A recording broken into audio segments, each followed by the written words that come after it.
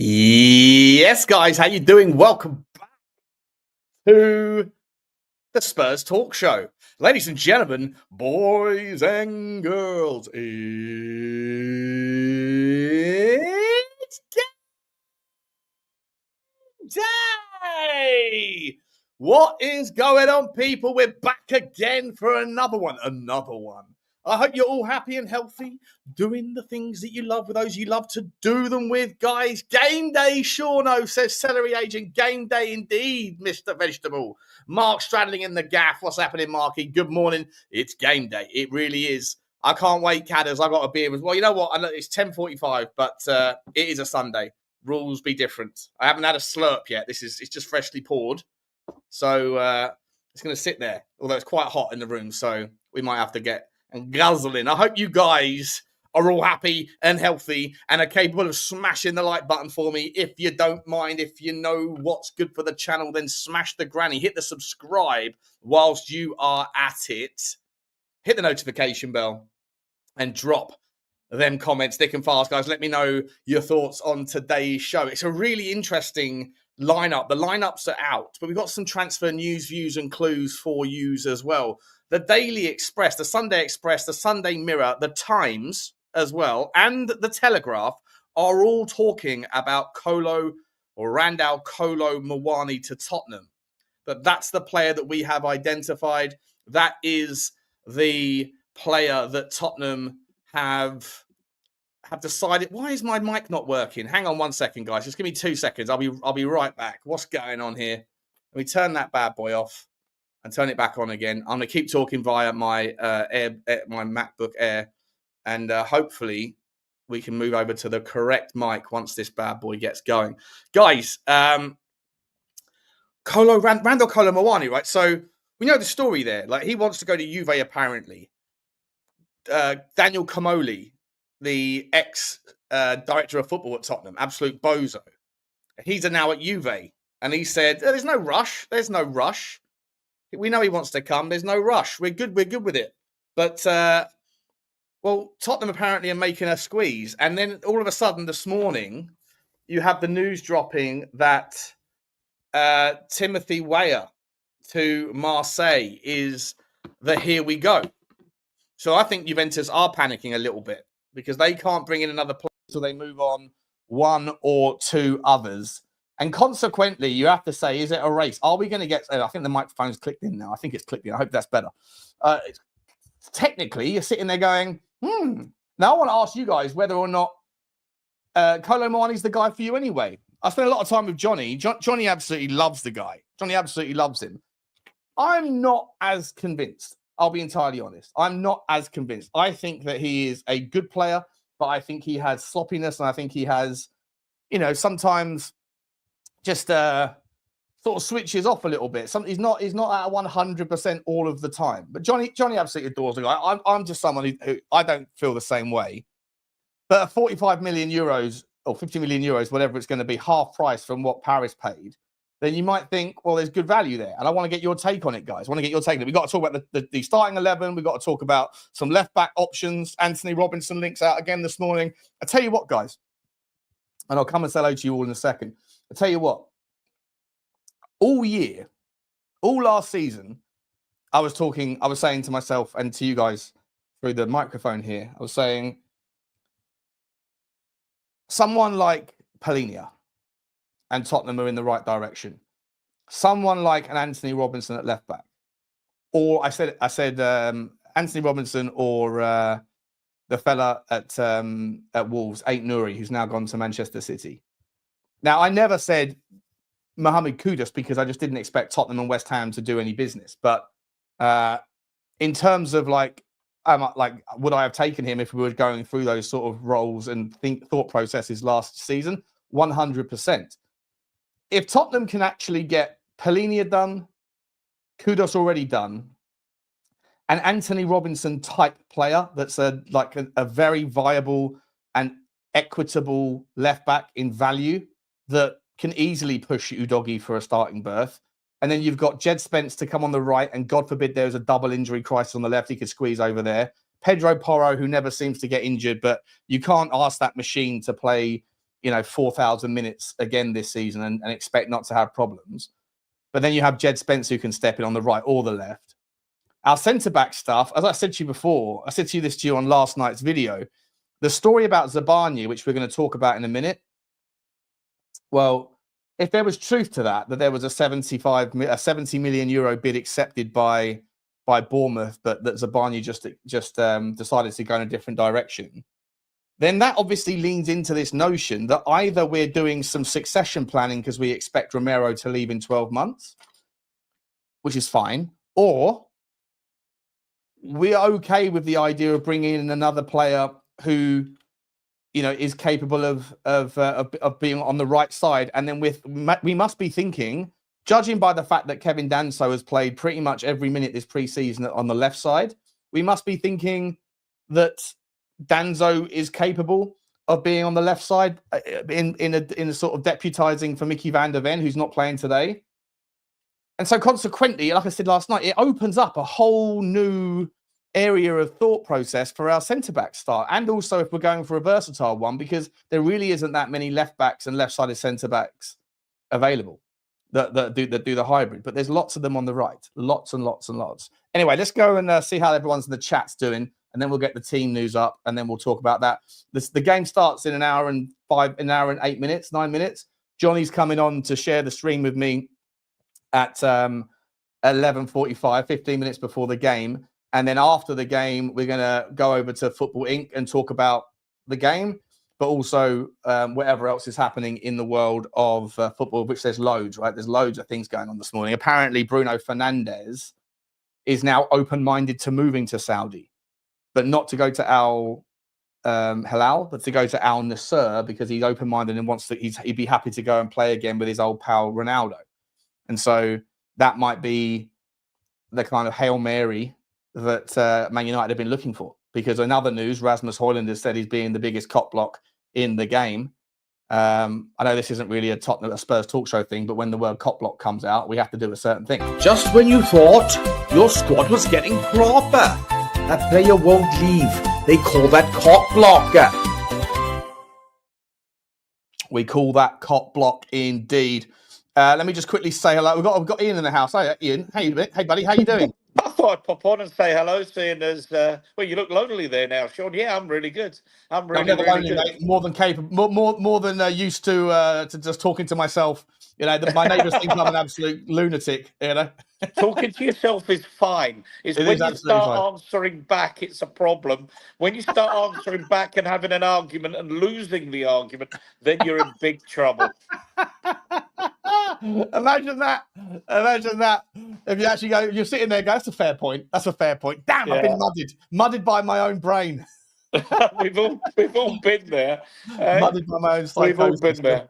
How are you, mate? You okay? Yeah. I mean, everything's good. Everything's really good. I think it's funny, isn't it, with football? We lose out, 3 weeks ago now, was it the Morgan Gibbs White thing? We think we've got that 3 weeks ago. It's done, dusted, and it doesn't happen. Then a week ago, whatever it was, suddenly he's there with Marinakis firing squad out of camera range,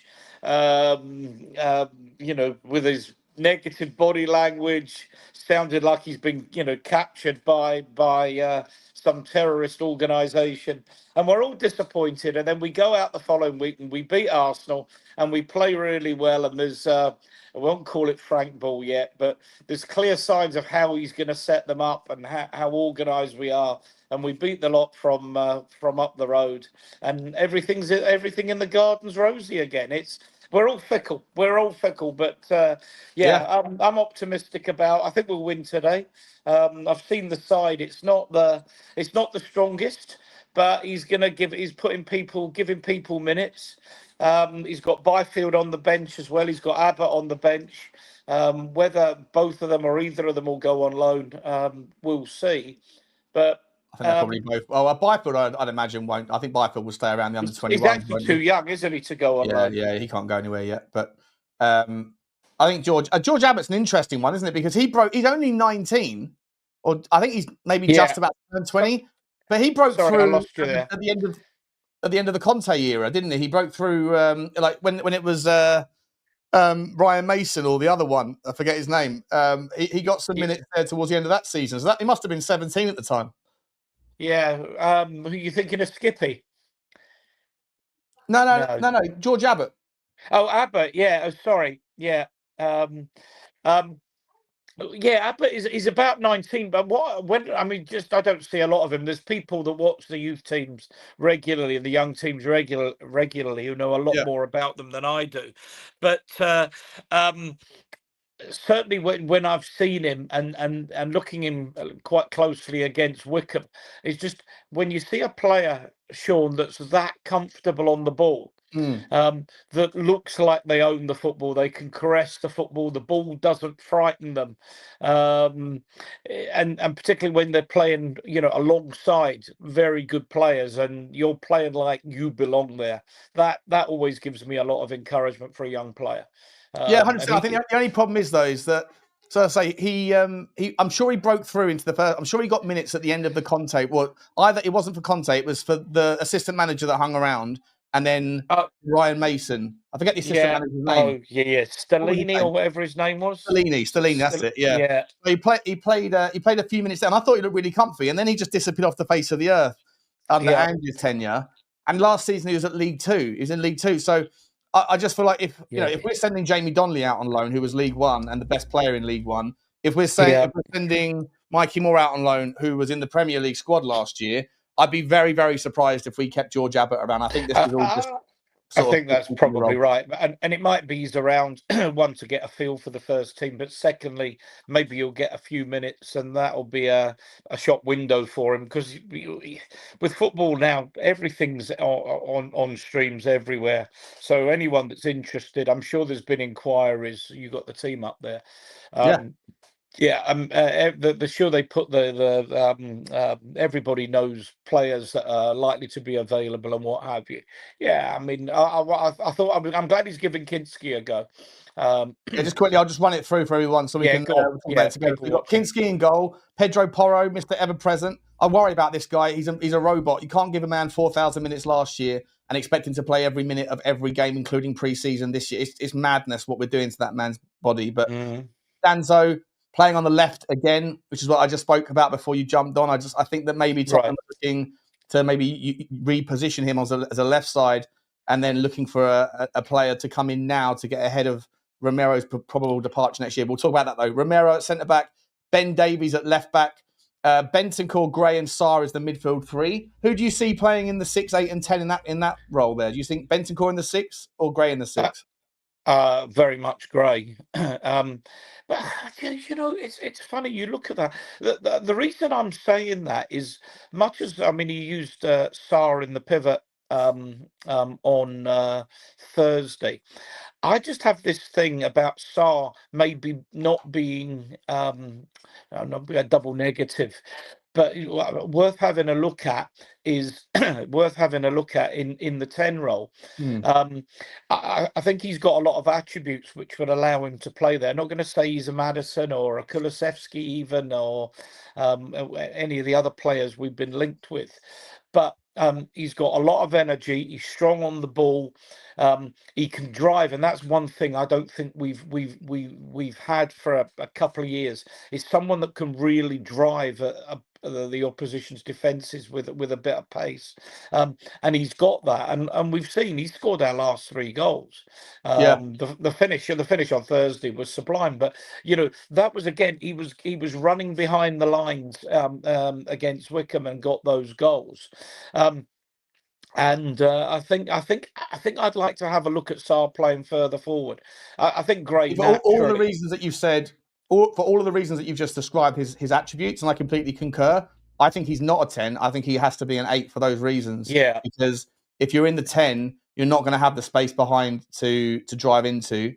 And I think that he, like the idea. I think one thing about him, I think, is really something we can nurture, but it has to be coached. Is he's not afraid to have a shot. He looks up if the opportunity's there. He's like Jermaine Defoe almost, in as much as if he happens to find the ball in an area that's a shooting opportunity, his first thought is to shoot. Now, he's not great at it. Last season, when we saw him do it, most of the time if it was into the south stand where I sit, it was closer to me in row 44. Yeah. But like I say, he scored 3 goals now in pre-season. The one against Arsenal was just a delicious goal. But I think the fact that he has that ability to anticipate, to intercept, to interpret the game, he's smart, and he's got those legs that can cover blades of grass. I think a lot of that stuff will be wasted if you're playing in a crowded out 10. You put him in the 8, and I think he can actually progress forward quite nicely. Yeah, I mean, I say when I'm doing my shows, Sean, I worry too much. We get obsessed with 6, 8s, and 10s and who does what. Modern football now is so fluid that I don't think you can just shoehorn players or pigeonhole players into a particular role. What I'm actually looking at is, I mean, for an 8, I mean, I get what you're saying as an 8, but I think what we haven't had for a little while is that someone that can get behind defences. Now, particularly when you're talking about low blocks and what have you. If you looked at, I mean, I was watching the way we played against Arsenal, the way we were set up against Arsenal, and you look, and I'm sure you'll see it today, and people watching. I mean, assuming he's going with a 4-3-3, look at how narrow the gap is between the 4 and then the 3 and then the 3 again. There is, you can't quite place a dish towel over them, but it's not far short, and there's absolutely no room to play. So you need to find ways of countering that, and whether that's balls over the top, which can be a bit aimless, or somebody, a little give and go, and somebody driving between those lines. You've got to find something different, and Sarr does have that. Maddison doesn't have it. I mean, Maddison can dink round players and maybe do the little give and go, but he's not going to give you an accelerated 7-10 yard run between defenses and fire off a shot. That's not me when I see him dropping deep. When I see him dropping deep to below the halfway line, I'm like, what are you doing there? What are you doing there? We need you 40 yards further up the pitch, lad. Yeah. Well, what frustrates me about Maddison, he's obviously got talent in spades, Sean. But what frustrates me is, and you go to all the games and you sit in the south stand, don't you? Because I've seen you there. Is that sometimes he has little opportunities. It's, I mean, risk and reward football is that sometimes is that like maybe that 10-yard pass, 8-yard pass over a defender for the winger coming in or whatever. Yeah, it might not get through, but he never plays it. That ball that will split the defence and get in behind them, and he doesn't play that for me often enough. And I'd like him to just have more confidence in his ability because he's a great passer of a football. Have more confidence in his ability to do what the opposition least wants you to do. Yeah, 100%, mate.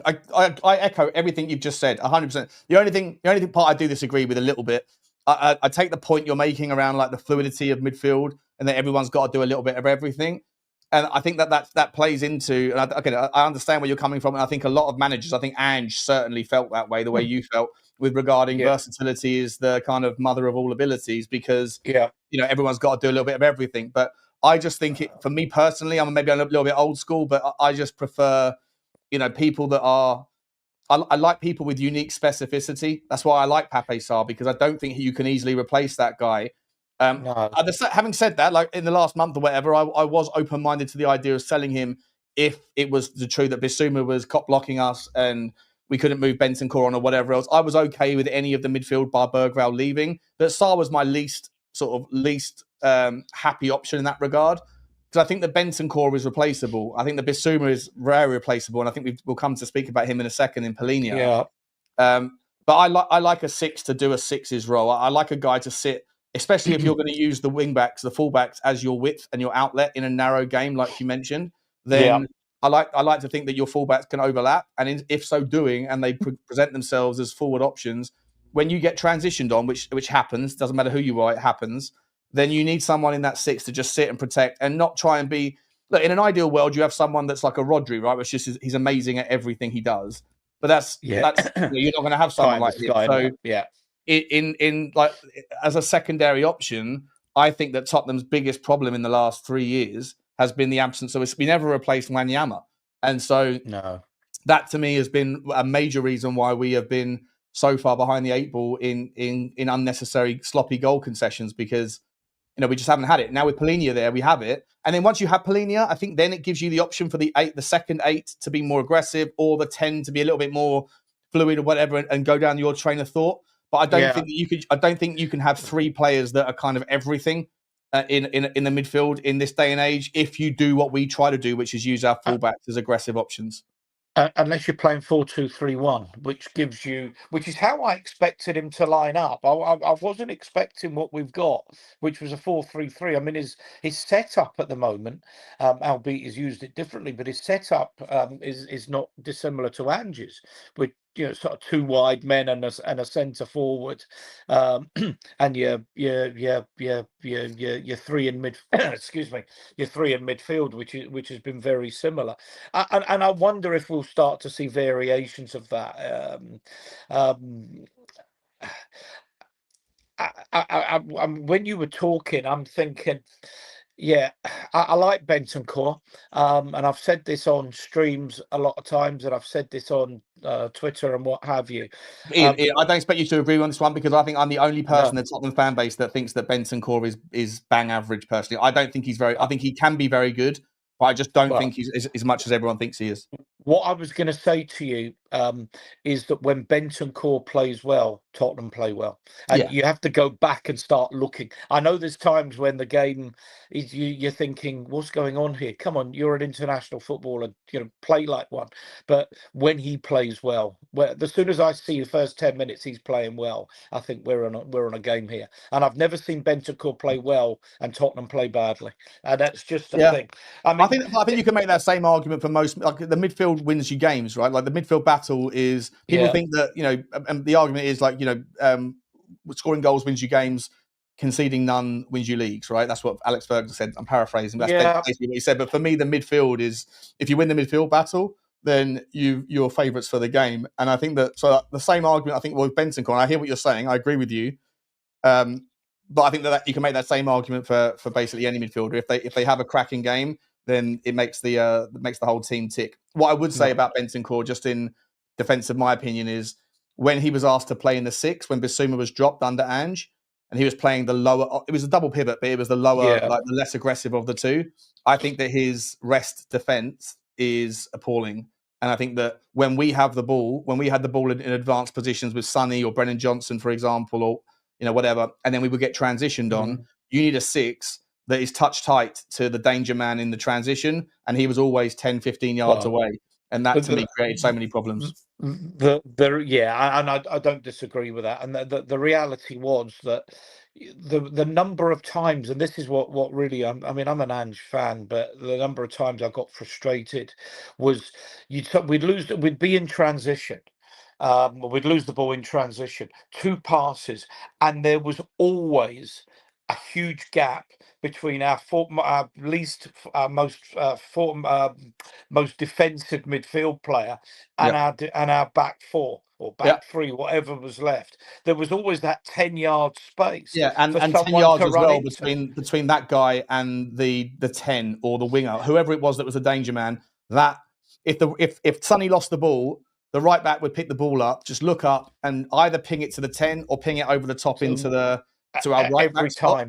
And every time we'd be caught out. And Bentancur's job was to nullify, or whoever the 6's job, but usually Bentancur, his job was to nullify one of those threats. And when both of them were open, the guy could pick the easier pass and then create value against us. And it was unnecessary. And that's just one of the reasons why I think that if you're going to have Bentancur, I think Bentancur this season, being allowed to operate in his natural 8 kind of mindset, where he wants to get forward and think about the opportunity, I think he'll thrive, as I think Berghvall will, as I think Sarr will, when you have Palhinha, he just sits there and does his job.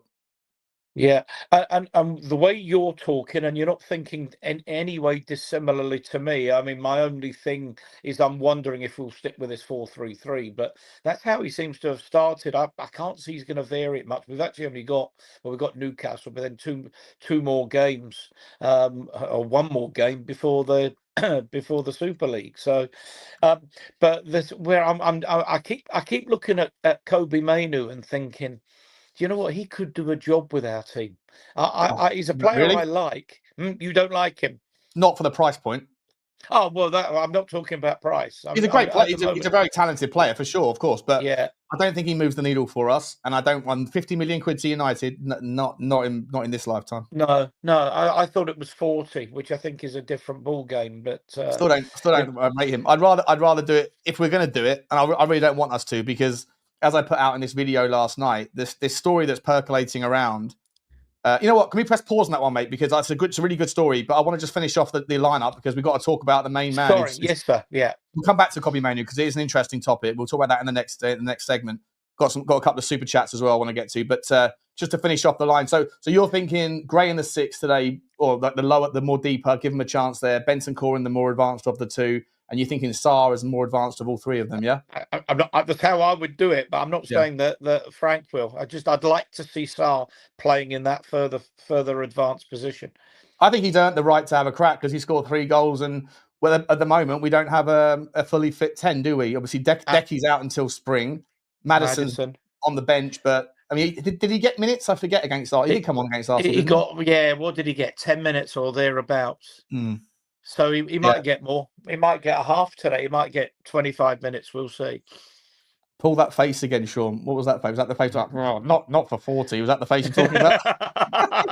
I'm not seeing. I'm on my phone, so I'm not actually. Fair enough. Yeah, no. I can't see the chats. It's early in the morning, mate, and the alcohol hasn't seeped in yet, so I'm guilty of pulling some weird faces. Let me ask you about this front three, though. Let's start with the main man himself, Sonny. Mate. How do you? I mean, it's a hugely sad day for him. Sad day for everyone. Yeah, probably the right decision, though. Look, I think I'm trying not to be too sentimental. It's absolutely the right decision for everybody. I actually put something on the. You may have seen it, Sean, on the WhatsApp groups that Los Angeles has the largest Korean population outside of Korea in the world. Did you see that? Yeah, around 350,000 people. Yeah. So. All the more that would seem to me to make a lot of sense. It makes sense for Sonny because I think he's struggled. Look, first of all, anyone who doesn't have Harry Kane supplying them like he do, there is inevitably, like he did, was inevitably going to have a drop off. I just don't see how that could have happened. But there's no doubt in my mind that there has been a gradual diminution in his ability, and I think with that, what was that word? Confidence diminution. Wow, is that a good word? It's a great word. It's a great word. I like to drop some big words, mate. That's I've never heard that one before. Diminution. A reduction in his ability, but it's been slow. Like anything, you don't go out one day and you're a superstar, and the next day, you're rubbish, and he's not rubbish. But the bit by bit, you could see a drop off. There's confidence to go at players. His pace just seems to have dropped off a little bit. It's sometimes indiscernible. But I remember Gary Neville coming off a game, and a full winger had given him a torrid time, and he said, I went to Sir Alex, and I said, that's me, I'm done. Where he obviously knew in his mind, he wasn't at the level that he was. In a lot of industries, you can get it back, but professional sport isn't one of them. Right. Once it's gone at that very, very top level, it's gone. Yeah. And at 32, he wasn't going to get better. No, I agree. And I agree. And I think there's been times. Excuse me, I've needed a glass of water before I came on. Get yourself a cider, mate. There were times when I think last year that I think the crowd was becoming frustrated with him, and he was becoming frustrated with himself. And I think I want to go out with the great memories of Sonny, lifting the trophy, that goal against Burnley, that goal against Chelsea at Wembley, and some of his others. And I want to go back with those memories. I mean, even some of the one-on-ones that he's had over the last, 12 months or so, he's not been as effective at finishing them as he was. So I think it's right. I think he either spends all of his explosive energy goes into beating the man, and then he's got nothing left for the shot, or the decision after that. He's almost like he's surprised he's beaten the man when he does. And when you've got that diminution, as you said, I love that word, diminution, and I think he's aware of it. I think part of the reason why he looks so sad these days is because I think he's aware of it but doesn't want to kind of admit it, or hasn't wanted to admit it. But on top of that, when that happens, even if you were to have save your energy for 80 minutes and then come on the last 10 minutes and go all guns blazing for 10 minutes, even then though, that self-awareness that is in the sort of base of your soul, that you're not quite where you were, then that eggs away at your confidence. And then as well, then when your confidence is going at the same pace as your decline is physically relative to the young guns that are coming up, then it's a double whammy, isn't it? And it kind of spirals negatively downwards. So I'll tell you what, though, mate. I mean, that LAFC's only got, I think, was it you said this as well? It's only got 35,000 seat a stadium. They're going to need a bigger boat, aren't they? No, you're gonna get good line. Jaws for any young people who don't know where that line comes from. I didn't know that. It wasn't me that said it. They may need a bigger boat. They may need that. May be a thing, because I would imagine. So I think I did see a comment in the chat that the greater population of Southern California is 600,000.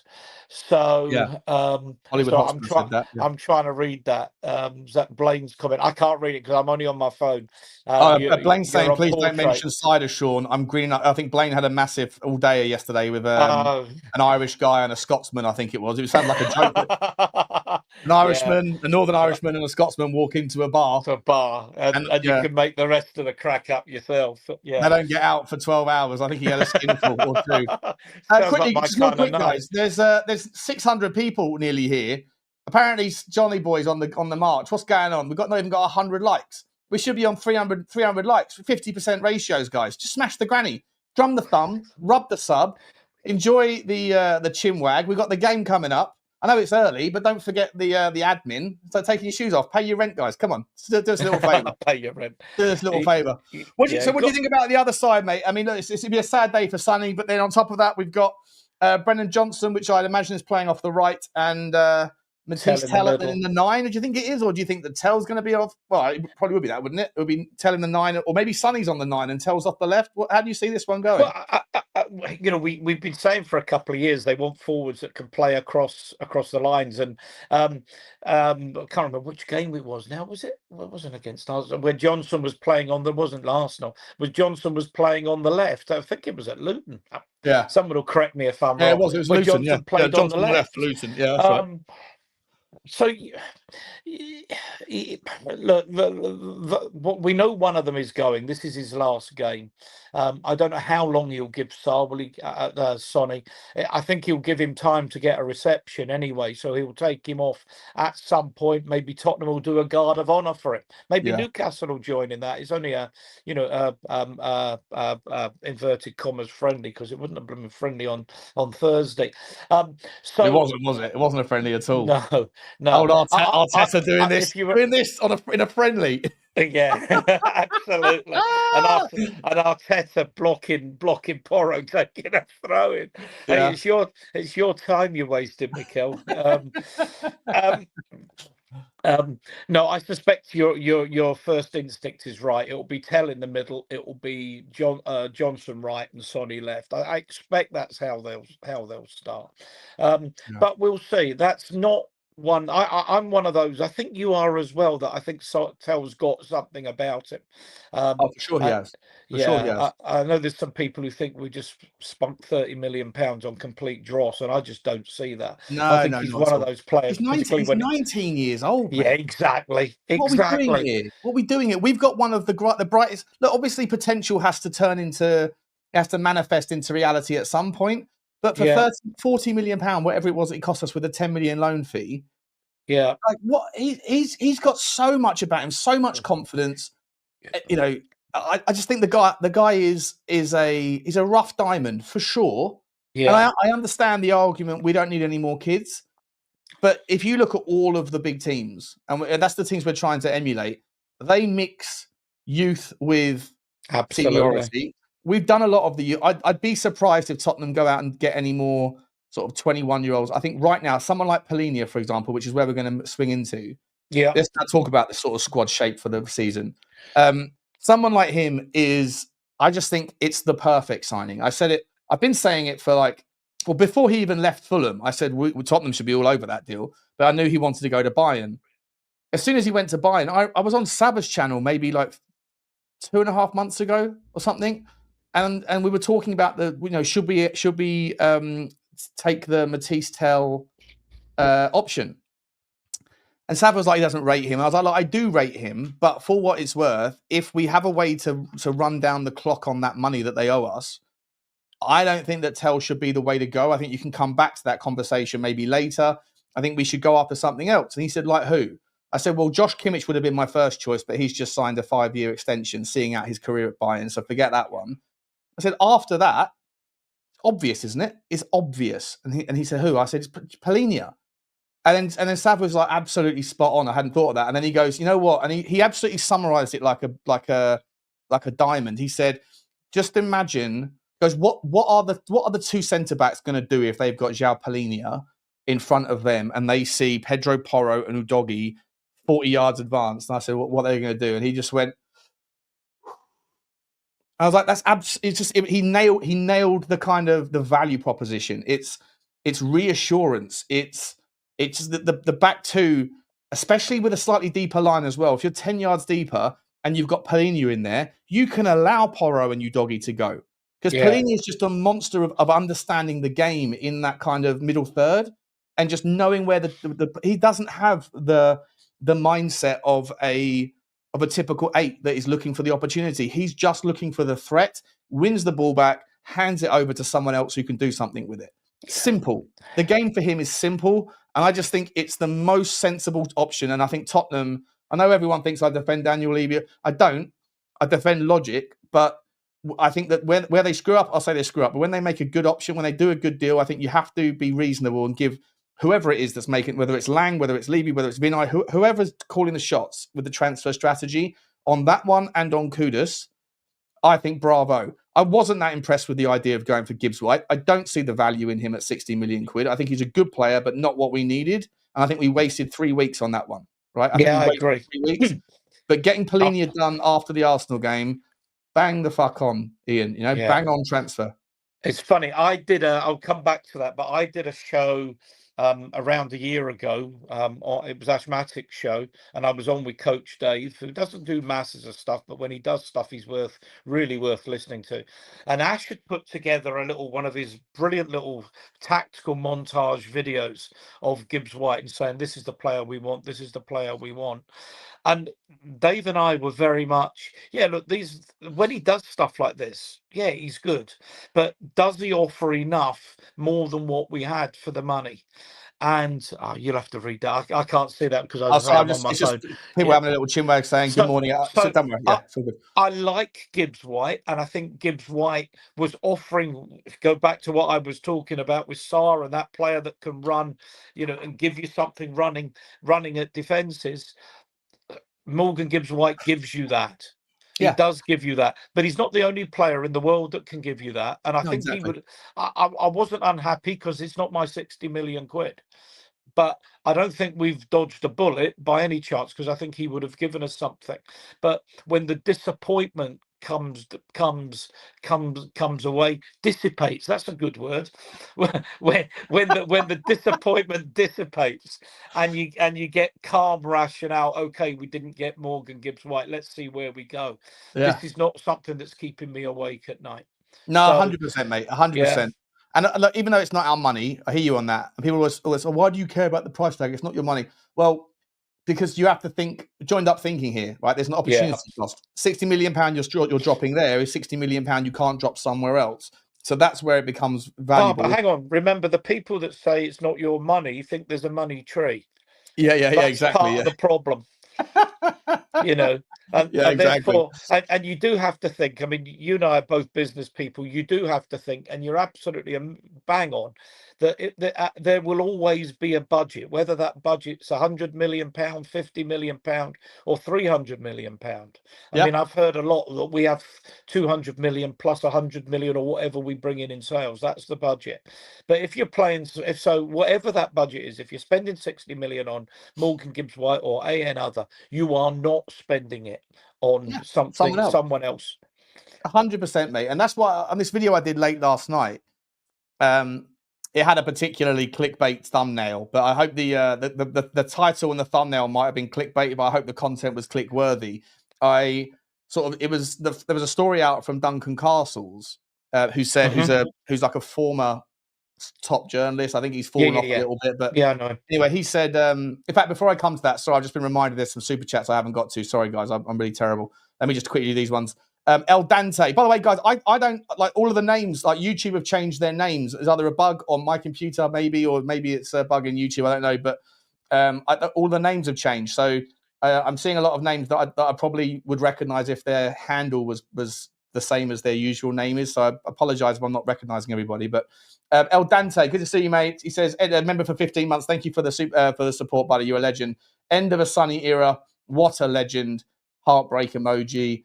Thank you. Yeah, listen, I think today's going to be more about the feels, isn't it, than the outcome a little bit. I hope he scores a goal. I hope he puts one top bins and then he cries his eyes out. You know, that'd be lovely to see. You know, absolutely beautiful thing. He's a beautiful human being. I might be joining him if he does that. Yeah. You know what, mate? Like, I'm someone that kind of I very much live in the present. I don't generally sort of live in the past or think too much about the future. And so, like, I got to the point where I was like, "Come on, Sonny, it's time to go." Well, I'm starting to remember you now for the kind of like the decline. And then after he announced that he was leaving, there's been sent probably, I don't know, 1,000 different compilations of him. And I'm also not very an emotional person. Like, I don't really, sort of get all like all feely a lot of the time. But I was watching all those clips that people were sending me and sharing them on Twitter and things. And he's just a brilliant human being, isn't he? The way, like, he's so respectful, he's humble, he's talented. He's a superstar. He's just unbelievable, isn't he? Me and my partner had this discussion probably 2, maybe even 3 years ago. If you got family, Sean. I don't know anything about you other than when I see you at games or see you online. But I have my parents are still alive, and my brother's got a big cohort of a family, but I haven't got a wife or anything or kids now. We both got grown up daughters. The two of us, 4 grown up daughters between us, and we said, if your daughter came home and said, "This is my boyfriend," and it was Heung Min, you would be so happy because you know she would be so well looked after. Yeah. You know these footballers, and you read the super injunctions because they're out doing this, they're out doing that, and what have you. Heung Min isn't that. He would be the perfect family man for anybody, and that you can't say that about a lot of footballers. You know. No, exactly. I think that's, he comes from I mean, I don't know much about the Korean culture, and I'm not going to assume to know anything here, but I heard that his father's quite sort of militant in his upbringing and stuff, so put a lot of pressure on him. But that whole kind of, as far as I understand it, correct me if I'm wrong, and apologies if I am, but that kind of sort of Eastern Asian Korean culture is all very much about respect and honouring your parents and that sort of thing, right? If you ever go to Southeast Asia, and I would encourage anybody to go, when the time is right for them or the finances are right, it is an eye opener for they clean the stadium up, don't they? They will clean the stadium after every game. And how respectful they are. I mean, when Chang's on a show, he always calls me Mr. Ian. Oh, really? And I don't think it's because I don't think because I'm older than him, a fair bit older than him. It's not the done thing to call me by my first name, even though in our society, even now the Prime Minister, it's call me this, call me that. Whereas in their culture, it's very much, and it's Mr. Ian, or when he's on as Mr. Adrian. And and the whole respect that they have for people, which is something that's completely broken down in Western cultures. I know we're not getting into that too much, but Sonny will come from good stock. But just one last comment on the deterioration. The last thing I think we want to be is at Christmas or January or whatever and saying Sonny's only here because he's putting money in Levy's pocket. That's the last thing I would want to see. It's only there to keep the Korean, because the Koreans come in and they're spending money in the shop and what have you, and that's the only reason Sonny's here, not for football reasons. So sorry, that's my last word on that. No, listen, and I think on that note, for what it's worth, from what I've read, we're only getting about 15 million quid for Sonny, which for a 33-year-old is pretty good money. But I'm pretty sure we would have sacrificed more than 15 million pound in shirt sales and various corporate gigs or whatever, and the Korean cohort. So like Daniel Levy and whoever's calling the shots, I don't know who it is, but they're making decisions now that I think are to the betterment of the football club. As much as I'd hate to say selling Sonny is to the betterment of the football club, but it's that decision. If Tottenham had gone a different way and said, no, we're going to let him stay, and they pretended like it was we're doing the right thing by Sonny, then you could easily make the argument, no, you're doing the right thing by the books. You're doing the right thing for the accounts, right? But so, look, I think it's the perfect story. A guy comes in, doesn't speak a word of English, as he said, as a kid. He leaves champion, a captain, the last competitive game, the last second lifting a trophy. You could. I wish we had the Amazon. The Amazon documentary last year would have been fucking brilliant if it had done it at Tottenham, with all of the shit show of the league followed by the glory. What a documentary that would have been. Maybe they made one on the quiet and we don't know, but we'll see that later. But I don't know. But either way, I just think it's the perfect way to say goodbye, and it's great for everybody. I think it's just going to be a sad day, but I hope it's not a goodbye. I hope it's a see you later. I hope he comes back and does some sort of ambassador role or something in the future. Well, absolutely. And if he's got, he could be an ambassador in Southeast Asia. I wonder why, for example, someone like Ozzy Ardiaz isn't doing more. Maybe he is, but we don't get many players out of South America. Ozzy Ardiaz is. So I've got a good friend of mine who he's basically like the captain of the Tunnel Club. Right. Danny, his name is. He's a very successful guy, and he takes me to away games and stuff when he can. He's a lovely fella. I love Danny to pieces. And he's got sort of, he's very much in that whole Tunnel Club thing is a bit of a closed shop. Like there's not many, you don't get tickets for it. No one ever sells their thing. Anyway, so when he took me in there, and throughout the sort of pre-game, the 3 hours pre-game, when you're having your meal and your drinks and stuff, loads of players come round. So I got to meet Gary Mabbott, I got to meet Ozzy, I got to meet Ledley King, Ian Dawson, loads of these players. And a lot of them are employed by the club to be kind of chaperones for things like that. I spoke to Gary Mabbott. I said, so what does your day-to-day look like? And he said, I'll come back. I'll text off the screen, Blaine. I'll come back to it in a second. He said, so Gary Mabbott's job, apart from on game days when he's in the Tunnel Club and doing the hospitality things or tours, for example, does tours, he spends 6 hours a day phoning up members of Tottenham Hotspur that are over the age of like 90 or something, or 80. And he just phones them up for like half an hour a week sometimes, depending on, and he just has a chat with them about old Tottenham times and stuff, keeping older Tottenham fans that are lonely, keeping them company. And I was just like, you do that all day, every day? He's like, yeah. I said, does that get like a bit exhausting? He's like, no, I absolutely love it. I love it. They're so grateful, and I love talking Tottenham. And I was just like, like it's just superstar of the football club spends all day long on the phone talking to people that have got not a lot to do. I think it's just an absolutely amazing vocation. And I think, the club gets a lot of stick. They're only interested in money, la-di-da-di-da. That's probably not expensive for the club to do, but they'll be paying Gary Mabbott a decent amount of money to do that, presumably. Yeah, sure. And it is, and I think it's stuff that you find out about. It's not something that Tottenham do a press release on and say, 100%. oh, look at us, how clever we are, how brilliant we are. And I know Levy gets a lot of stick. Part of it's his own problem, by the way, because he doesn't say much. Yeah. If he was actually less publicity shy, it Yeah. might help, because he could explain a little bit better about what the strategy is and what and why it is as it is. Well, hopefully that's what Vinay's here to do, because Vinay, among many things at Arsenal, was known for his fan engagement and things. So, and apparently everybody who meets him loves him. So you don't get many people like that in business. No, you don't. No, certainly not, mate. A lot of people at that end of the scale, at least, they were just completely gung ho on profiteering and screw the other guy. Great little chat there, mate. Let me just get through some of these last few. Blaine, member for 23 months. Thank you, Blaine. You're absolutely awesome. Nearly 2 years. How have you put up with me that long? Big up, Ian. Big up the chat, mate. Well, it's not putting up with you, mate. You're an absolute superstar, Blaine. We love you. Everyone loves you, buddy. You're first of all, you're an absolutely sensational human being.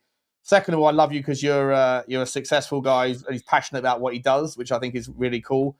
Thirdly, obviously, you're a very loyal and very generous guy, and I hope your hangover is not too severe, mate. Not too severe at all.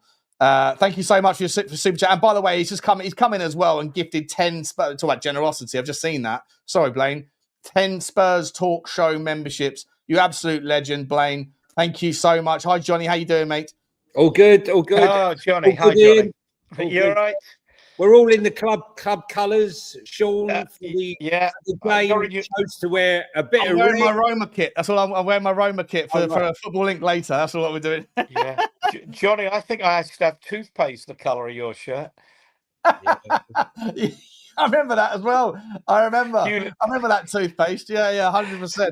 Let me just super quick, guys. Super quick. 1 second. Blaine, thank you so much, mate. Absolute legend, buddy. Please, if you did receive a membership from Blaine, then please say thank you. And we've got another one who's coming as well. Matt Cox, become a member. Thank you very much, Matt. Really appreciate you, mate. Don't know if your normal name in the comment section is different, because they, like I say, YouTube has screwed up somehow. But mate, awesome to meet you as well. Looking forward to getting to know you guys, and I will be doing some members content, some phone-in shows and things this week. Appreciate you very much. Ian, just quickly before I bring Johnny in, just so you know, in about sort of 10 minutes time, mate, is that okay if you jump off, because Johnny and I are going to take on the I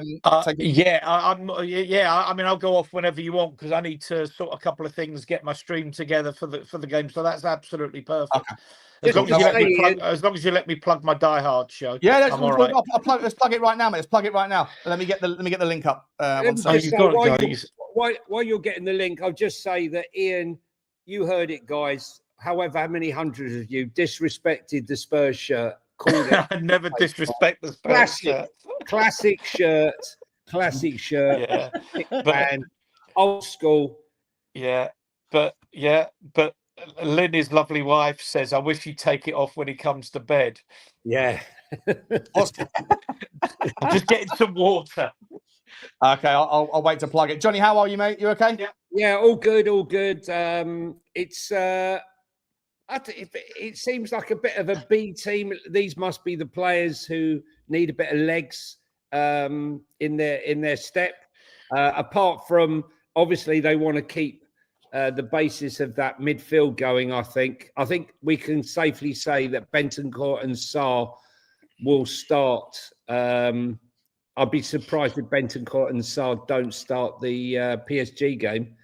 I'll be honest. Romero. Do you think there's any chance that if Maddison gets 30 minutes today and then 70 on against Bayern Munich, that Sarr, despite maybe getting an extra couple of goals between now and the PSG game, might end up getting just cop blocked by Maddison's presence? I don't know. Only time will tell. Yeah. Maddison. Ian, I'll just give you a quick chance, mate, and I'll not quick chance. I'll give you the chance to tell us what's coming up on Spurs Diehards, and then I'll let you go off and set your own stream up, mate. I appreciate brilliant. Look, great having me on here. Thank you. I appreciate you. Yeah, oh God, you got the link up and everything. Brilliant. How clever you are. Yeah, Diehards. We're growing. We won 2 good awards. We won the award for best newcomer and most underrated channel. But we're growing really quickly, and it's really good. But nothing like you. But so anyway, we go out. You'll get there, mate. Stick to it, buddy. You'll get there. It's three times a week, on a Friday at 10.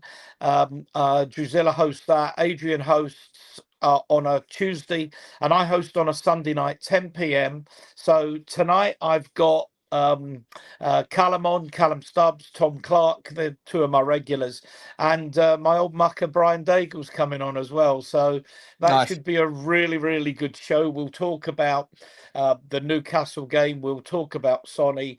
We will talk about the latest transfer speculation. Johnny poo-pooed some stuff I put up earlier about players, but I'm told it's going to be an interesting. Yeah, if Johnny remember, guys, if Johnny doesn't post it first, it's not happening. Remember that.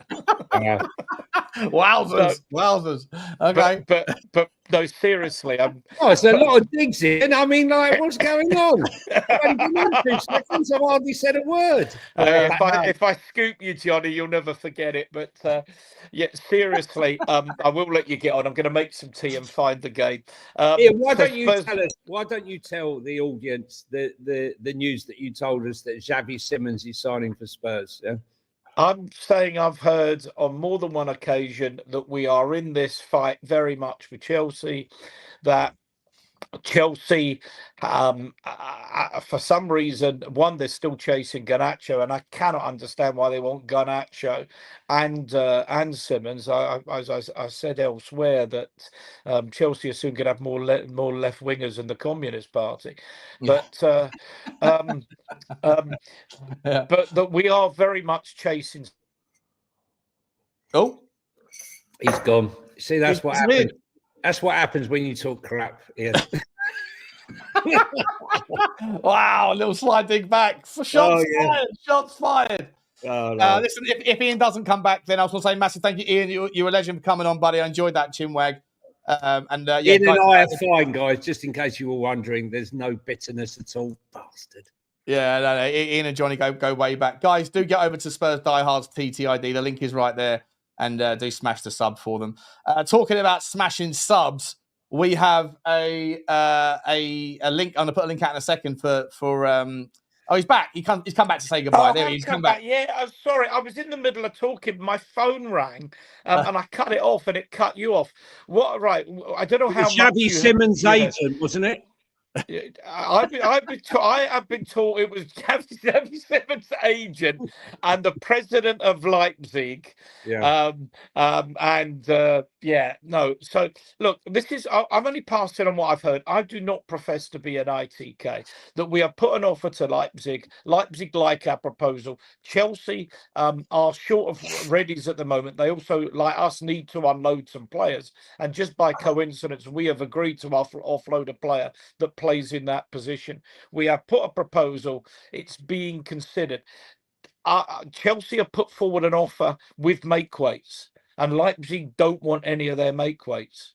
That's what I'm hearing. That was out in the press. That was out. I think we spoke about that on days ago. Now, I'm not saying we're getting. Don't want any of their offers, so they want cash, 60 million quid, and 45 of it up front or something, which Chelsea might be put off by. Yeah, well, that's that. I'm hearing similar stuff. That we put a proposal. We're prepared to make the asking price, and it's really with the player in his camp now. But they haven't rejected us. That's not saying we're signing him. I'm not saying that. I'm saying that we are very much in this fight as we go into the second half of the last 6 rounds. We are very much in this, and it's likely to be over the next 24, 48 hours or so that this gets sorted one way or the other. That's what I'm hearing. Listen, we are interested, FC, and we always will be. But I mean, the other news today is that Spurs are still plugging away to try and convince Rodrigo. I mean, if you believe that, I mean, listen, you can go and you can sell your story. It depends who's a buyer, isn't it? Let's be honest. You know what's interesting though, Johnny? Just last on that, Rodrigo. I'll get both your takes, and then Ian, I'll let you go to make. Yeah, You need a game changer, Sean. After losing Sonny, but Sonny also relieves us of 200 grand a week. Correct. So we can, if we're going to go monster, correct. we can go monster. Correct. And it depends whether the player fancies our project. But I think that we do have the money and certainly the wage space to go for a monster. And look, I don't think anybody else at the football club can then knock on Daniel Levy's door and say, let's. I want my match. I want my salary matched. Apart from maybe Romero, everybody else will know that they're not worthy of that sort of price point. So I think it's a really nice little melting pot of opportunity for Tottenham right now. There's money, there's opportunity, and with Sonny leaving, there's a space as well. So I doubt it will be Rodrigo, but I don't think it's impossible. You know. I mean, we said, listen, you've lost Kane. Massive 300 grand a week almost in wages and bonuses and all the rest of it. You've lost Sonny over 200 grand a week in bonuses. But all that said and done, you can sell, you can go and sell your story, unless their story that they're selling is we have got £500 million coming in, which there's definitely money coming into Spurs. There is no doubt about it. I've been saying it for months. That when this money comes in, Spurs are going to be spending money on proper players. And maybe that's why, for the first time in a long time, you're seeing Kuti smiling at every single training session. And that's why he's my captain, John. Yeah. Your captain, is he? Your captain. Yeah. My captain. You've got a chairman, mate. You can't have everybody. I'm fine with just the chairman. It's fine with me. Ian, I'll let you go, mate. Thank you very much. He's my captain too if he signs a long contract. Yeah, 100%. End of. Right, guys, thanks for having me on, Sean. Johnny, you take care, my long-time friend. Shots fired upon Johnny's entry, but peaceful goodbyes, Ian. Love you, man. Really nice chat, mate. Really nice chat. Enjoyed it. See you soon. Take care. Bye-bye. I enjoyed that chat with Ian. He's a very easy guy to have a chin wag with. I think very cool. I've known him for years. Johnny, what's your thoughts, mate, on this starting 11? We got 14 minutes, guys. By the way, smash the like button, and I'm going to be putting in a link right now. Sorry, Johnny, 1 second, guys. There's 820 people here. I need you to do one thing for me. One thing. I hang around for the game. You won't get a better watch along than right here. We had a great time doing this last Thursday. And then as soon as the game's done, at about 2:00, give or take, 10 past 2, whatever happens, penalties, whatever, we'll do a 5-10 minute kind of just sort of chinwag about it. And then we're going to go over to Football Inc., which is Johnny and I's second channel, or Johnny's channel, my second channel. And there's the link for it. I'll be redirecting you, but would really appreciate if those of you that are interested in broader football as much as you are Tottenham, that we can continue to keep your attention as we talk about the game in a bit more detail, and then obviously other things. Because you know what, guys, in football, when you're trying to figure out why it is that Tottenham are doing this or not doing this, or could we do that, or what's going on there, in order to fully understand the context, you have to also be familiar with what's happening elsewhere. And Johnny and I are really enjoying this summer, spending an hour and 15 minutes every day talking about what's going on elsewhere, of which there is some really interesting stuff. Every day there's wild takes. Johnny, I sent this message to you earlier. Bruno Fernandes might be Manchester United's prayers are being answered again by him actually going to Saudi now for big money, but not going to Al Hilal, going to Al Nassr to hook up with his old mate, Ronaldo. Correct. I mean, look, this is a deal that unleashes Manchester United from everything that's restraining them right now. And £100 million allows them to buy Sesko, to buy the midfielder, to buy the goalkeeper. It's a massive block at the moment that's going on, and this is a great thing. Yes, Bruno Fernandes would be a big miss for them in the middle of the park, but I think they can negate that with some of the creative talents they've got. And let me say to you guys, all the guys who are in here, who I'm sure there's quite a few of you, who you've been supporting us, unbelievable. We passed 4,000 subs last night on a channel that's 2 months and 1 week old. Incredible. Well, to be honest, the channel was started in January, but then because of my shenanigans, I basically disappeared. We didn't do anything for end of May. After the Europa League final, we picked it up again. So 2 months and then 4,000, and the views are insane. And so I think you guys would really enjoy it. If you haven't already found it, please hang around and you'll see it in all its glory in about. You've got a link there, Sean. Send a link over. Send the link for later. Send the link. Well, listen, look, I mean, this game today, I think it's another one for legs. Obviously, he won't want to lose the game. It's looking like, will Son play through the middle? Looks like. I don't know. I think maybe Tel will play in the 9. Maybe, potentially. Maybe they'll rotate. Pape Matar Sarr will push forward. Gray will play in the 6. Bentancur maybe the 8. And then the rest speaks for itself. But what I'm more looking forward to today and looking at is formations, changing of formations, how they line up, what changes during the game. These players are going to have to adapt to how Thomas Frank likes to play. If things aren't going right, he's not going to be like other managers, without mentioning names, and just steadfastly keep to the same routine, hoping something will change. He will change it if he doesn't feel it's going right. And the ability to change tactics in game doesn't come in easy to a lot of players, and that's what's going to take time. So I expect to see some more changes maybe today. I mean, for me, it's just great, Sean. I don't know about what you think. Just not to be seeing inverted wingers, wing backs, should I say? Someone like Destiny Udogie, who unfortunately is injured again at the moment. He likes space. He likes to pull wide. If you ever watched him at Udinese, likes to pick up the ball, drive along, and then cut inside and then shoot. Last season, he basically, because he's inverted, he picks up the ball and he's running it in Piccadilly Circus. There's nowhere to go. And that's why last season he managed a measly 1 assist all season. He's a far better player than that. And Jed Spence, I believe, under this regime, will assist more as well. And watch out for the running beyond the player with the ball down the flanks, and look out for those triangles out wide. No one should be isolated on their own out wide. They need to have options, and those triangles are going to be the formation of how we move forward. Anyway. What do you think about Pape Sarr today, probably playing more advanced of the 3? I like it.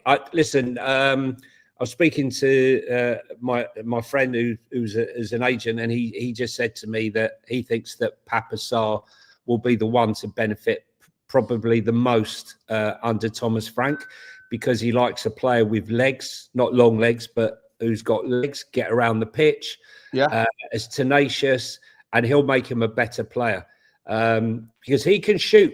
He's got a powerful shot on him, but it's honing that shot. And we saw from that beautiful finish against Arsenal that he's capable. I mean, we've seen him, if he hits one and he connects, it's goal bound. But we've also seen the one that ends up in row Z or out the stadium.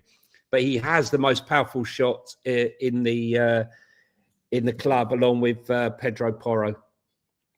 Yeah, I think he's really conscientious, Pape Sarr, of the fact that we've tried to bring in a Morgan Gibbs-White that can do a little bit of what he can do, maybe on a higher level, but that sort of driving into space, picking the ball up and running beyond the player, and then he's got all the confidence in the world, Sarr, to have those cracks from distance, which I think is important. You have to just hone that talent to know when's the right time to give it, when's the right time to crack it yourself, and then from there, I think he's really put himself, amongst the he's put the cat amongst the pigeons. I think in that shot, because I think that most of us were sitting there thinking, well, Bissouma's probably, or Archie Gray's probably bottom of the pecking order for the midfield spot. Then Bissouma, then Sarr, and then above that you've got Bentancur and Berghvall.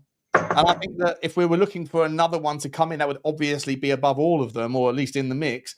And that's just for the 6s and the 8s, let alone the Maddisons and the Deckies that can play in the more advanced role. I think that Pape Sarr is really looking to kind of step it up a gear this year, and full power to him, mate. He's if he puts in a worldie today, or not a worldie, if he puts in a great performance and an assist or a goal, I think he's got every right to feel like he's deserving a shot at the Super Cup, right? Mate, listen, he assisted the winner, right? Look how many goals he scored in the Europa League, crucial goals in those stages. Listen, I've always been a really big fan. It's as simple as that, and I think too many fans are focused on first 11. I want a situation where every single member of that squad feels like his position is under threat. Yeah. And look how many competitive midfielders we've got. And we're gonna get more. I think we desperately need a 10-stroke left winger. Eze would be fantastic. Rodrigo would be fantastic. Mawani. You think there's any chance of a worldie as a left winger, or do you think Tottenham are going to focus on more of a 9 or a versatile forward that can do a bit of like a Mawani? And by the way, Johnny, I know we've been muddied all week by people saying Ali Gold said we're not looking at Mawani, right? Ali Gold said this, and so you keep talking about Mawani. I've been getting it. At least I don't know if I think I have as well, mate. I have as well. Okay, yeah. So I've been getting it in every comment section, but I'm maintaining the story because Ali Gold is not the only source of truth. I love Ali Gold. I just respect the guy incredibly, but this morning it's in the Times, it's in the Express, it's in the Telegraph, and it's in the Mail that Kolo Muani to Tottenham is very much on. And then just when that drops, after Kamoli said yesterday, we're in no rush. We're in no rush. Yeah, we're relaxed about it. Well, this morning, Timothy Weah, George Weah's son, has suddenly been expedited out the door to Marseille. The Here We Go's done. So, but that's not the only one. They need to get rid of both. They need to get rid of Timothy Weah, somebody else whose name escapes me, and probably Vlahovic as well, before they can get the funds in to get the Mawani deal. So when he says we're relaxed, I'm not sure they're that relaxed. I think they're panicking a little bit. No, they're not. Listen, they're not relaxed. Look, the thing is, we know Spurs want Kolo Muani. It's no secret. The thing is, when you're pitching a story about a club that's in free fall, that's going backwards, that's struggling in the Europa League at those early stages, we did all right, then we weren't doing a great. We weren't a success story. You could be the greatest salesman in the world, but you weren't selling Kolo Muani to Spurs at that point. Now it's a different kettle of fish. You've got a new coach, money's coming in, players are being signed, French players, and also, we're in the Champions League, so it might be an easier sell.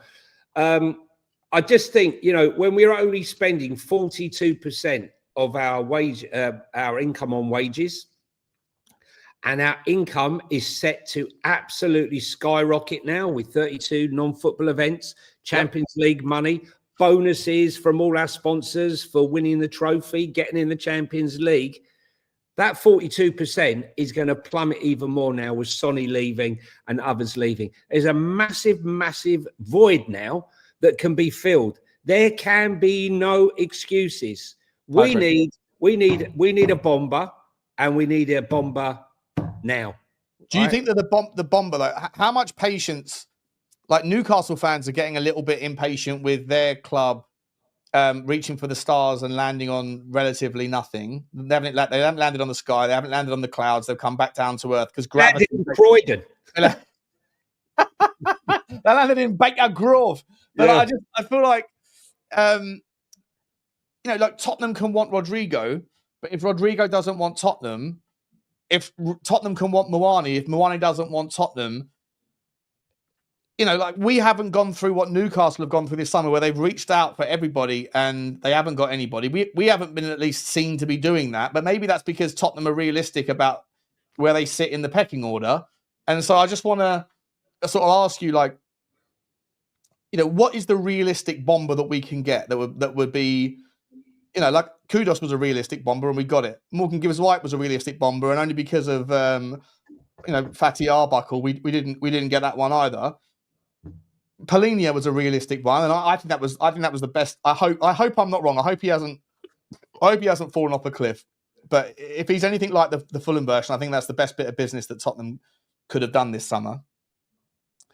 And then, like, now I'm sitting there thinking, all right, well, look, we're linked with that story last night. Zabani, apparently we had a 70 million euro bid accepted again, right? Didn't really make the press, but he chose PSG. So again, I just feel like we, have to be a little bit conscious, Johnny, of putting all of your eggs into certain baskets and then ending up with nothing. Sorry, mate. What does that actually say? We a 70 million pound bid for Gay, 70 million pound bid for Zabani, who's going to go to PSG. 60 million allocated for Morgan Gibbs-White separately. Well, no, I'm more interested in that centre back position. Oh, okay, yeah. Let's talk about it. Yeah, so many centre backs. Just to say, Sonny's come out, looks emotional, trying to hold it in. The dad's there in the stadium. Don't you cry, son. Don't you cry. Don't you? All right, let's make sure that let's see if we can. What I'm going to do, guys, is we're going to wait when the game starts. Sonny looks happy. He looks happy on the screen. When the game starts, what we're going to do, we'll wait until the clock comes up, and then we're going to try and sync up. So try and pay attention, guys, to our clock, and try and sync your own. Press pause on your own on your TV or on the app, whatever you're watching it on. Now, are we going to sing the Sean? Are you and I going to sing the South Korean national anthem? Oh, maybe on Football Inc. I think on Football Inc. we've created a culture that's no woke, and so we can probably get away with there. Over here, I don't know, mate. The accent game might not. Can I just say? We've spent a lot of time talking about rightly Spurs. It's the Spurs channel, but that midfield of Gumaresh, Joel Linton, and the tenacity of Anthony Gordon, and they've got a full team out more or less. Maybe Mark Target is probably the weakest link in that chain.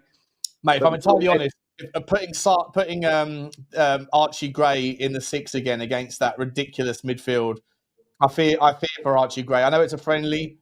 I hope he's been in the gym all summer. I hope someone have a little tap on his shoulder and said, "Listen, you need to put on half a stone in muscle, mate, because take a little bit of the Lucas Berghvall style." Gimaresh, Miley, and Joel Linton is one hell of a. Is Anthony Gordon playing in the 9 up top or by himself? Yeah. And then you've got Harvey Barnes on the right. Well, he's playing in the 10. He's playing as a false 9. It's not a problem. He can do that. I mean, Brennan Johnson is not exactly, going to be battling, neither Son. So let's just hope Son doesn't get injured and the deal's off, because we could do with the $20 million. Yeah. Is that what is that? It's 20 million, is it? $20 million? Around $20 to $27 million. I wonder if Spurs have put in the clause the percentage of shirt sales. Maybe, possibly. Just a quick question, guys, in the chat. Let me get a couple of super chats before we get going. A couple of super chats here as well. Dean Law. Big up, Dean. Thank you very much, mate, for the super sticker. Super sticker train. We can pick you up in Korea. We can pick you up wherever you are. Let us know. Fucking chew. Appreciate you very much, Dean. Very cool of you, mate. Oscar 1882. I don't know if any of these guys have if they're normal names. That I know Dean Law. Oscar 1882. I haven't come across you, but maybe you have a different handle traditionally that I would normally be more familiar with. Thank you very much for the super sticker. Matt Cox has come back in saying, "You gave me kind words regarding my sobriety." Matt, yeah, good luck with that, mate. Good luck with that, buddy. I wish you well, mate. I'm a couple of stages behind you, pal. I need to stop because my liver's probably not in good shape. But good luck with it, mate. I think you said you were 3 months ahead, 3 months into it, mate. That's amazing. Trust me, most people that don't drink very much will just think, "Oh, what's that?" Trust me, I know how difficult it is if you get caught up in drinking on the regular. So I wish you all the best with that, buddy. Brian Daigle's also someone you might find some kindred spirit in there, Matt, because he's been 12 years. 12 years, I think it is. Yeah, he's been 12 years sober. It's insane. Yeah. Big up, Brian. Big up, Brian. We've now got a guy saying a few words in Korean. I'll translate for you. Hello, everybody. Nice to be here.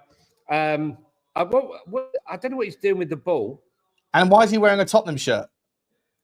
Yeah, because have we done the old bait and switch for Sonny? Have we? Can I just tell you, just very quickly, right? I've had 3 messages today from people who follow me from South Korea.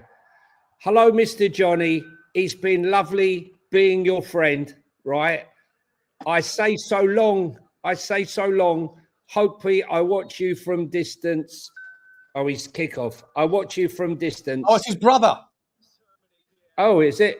It No, must it's be his brother. PSI, isn't it? No, it's not. It It's looks PSI. just like him. Mate, God's sake. No, I mean, no, I don't mean like that. I mean, it literally does look. I didn't mean it like that. I didn't mean it like that. I meant it. Fuck it, hell. It's PSI, mate. I think it's PSI. I don't know who he is, but he's obviously someone. I didn't mean it like that. It was unintentional. He didn't mean it like that. Let's move on to the super chat quickly. Random question. But what are your opinions on red lettering on the home shirts and on the advertising at the stadium? Some people don't mind it. I do. I don't care about that shit, mate. It's just a colour, isn't it? It's just a colour. I don't really care. I'm wearing kind of an off red today. I think it's just people being silly, to be honest. Before the game starts, quickly, Morton Barley. Hope Kinsky has a blinder, our new number one, I reckon. Love to see that, mate. Kinsky's very good in the air. I like him with his feet. I just want him to be confident with the shot stopping, but that will come with time. He's a youngster. Right, Sean, I think we're about. Marzi 82. Thank you very much, Marzi. I know that name. That's Tom something. I can see that picture. Tom something. I think his name is Marzi 82. Thank you very much, mate. Appreciate you. We're about to start, guys. Let's sync up with the scoreboard, please. Here we go. We're ready. Go, and we're off. Oh, why isn't it working? And I'll wait until the clock starts, and I'll sync it up. 14. Okay, so here we go. 15, 16, 17, 18. Okay, keep calling that out until I get to 30. 23, 24, 25, 26, 27, 28, 29, 30. There you go. Fuck it. Yeah. All right. What are we going to do? 40, 38, 39, 40. There we go. You good? Is that linked up with you? Yeah. All right. I'm a bit ahead, so I'm going to pause this and catch up. 50. I'm at 52. Fine. That's fine. We are good, people. We are good, and we're going. Right. For those of hard of hearing, Spurs are in the black. Okay. All right. Yeah, we're good. We're good. What's going on? Let me get back to this. Is it all everyone hooked up? Hopefully. Down there. Just took Mathys Tel. Was it Tel? I can't see if it's Tel. I can't see what happened. Was it Tel or Pape Matar Sarr took down? Oh, is that right? I think we're good there. Not quite. He paid tribute to Heung Min and said that the whole of Korea has had a sleepless night following the news that he was set to leave Tottenham Hotspur. Okay, that should be good. Does it hook up on the screen? Not quite. Looks like. What you put in the stats? No, I'm just trying to get it all into the screenshot. Okay. Can you put stats up? Current stats. You can with OBS, but I don't have it, so it puts too much strain on the. Okay, we're good. Bang. Get rid of you.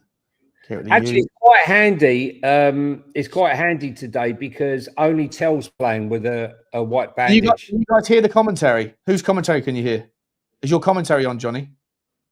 I can't even hear it myself, so I don't know how they can hear it. Can you guys hear the commentary?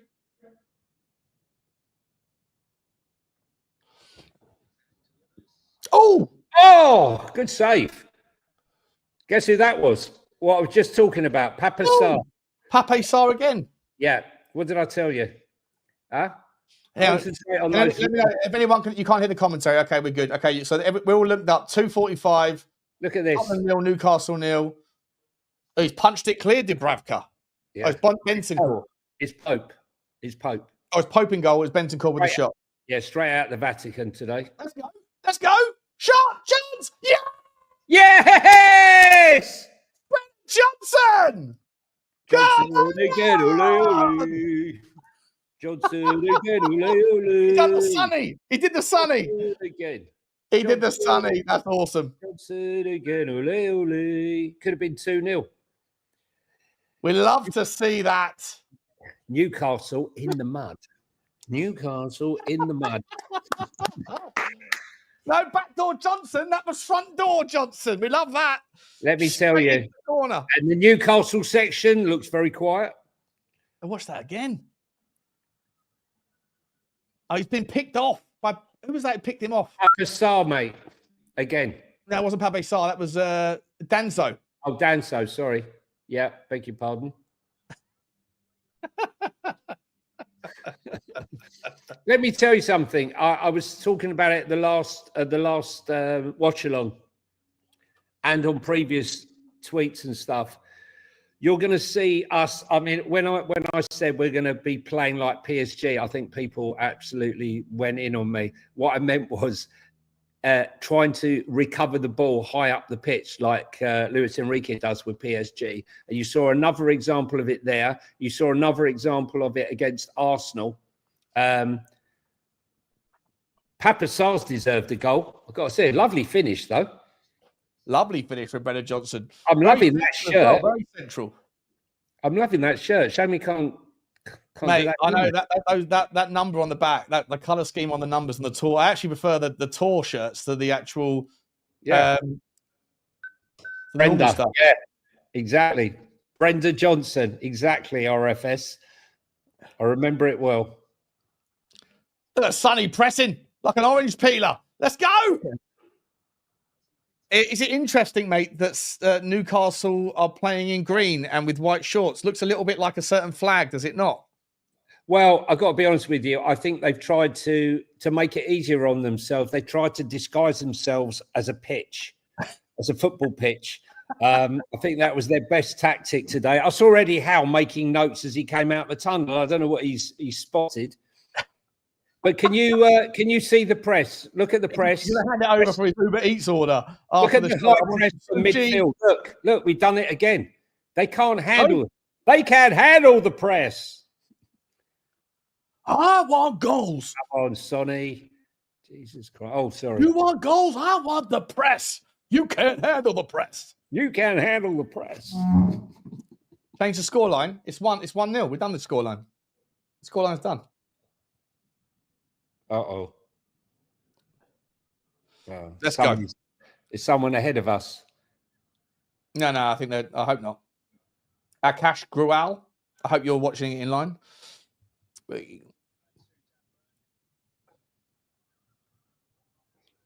Harvey Barnes. What you got this season, Harvey? I'm interested to see if you kick on a little bit. Win it back. Go. It's not like Digger Barnes. Let's go. Oh, don't score, man. If it is, it'll be a Newcastle fan that's coming to tell us that. No. Everyone link up. If you're watching the stream with us, link up with us. It's easy to do. Just press pause if you're ahead. Just press pause until we're in line with the... that line. Look how the defensive line is. Do you see how that line is? Yeah, it's organised. Huh? Organised. And did you see how only one went with the player? Only one went with the player, not the whole line. Mate, last season at times, it was like 8 men chasing the ball, wasn't it? It was so disorganised. It was chaotic. Rid of it. Well done, Kevin Danso. Oh, nice, Pape. Let's go. Nice. Mate, I think that Kevin Danso is being repositioned to play on the left. I genuinely think that Tottenham might end up.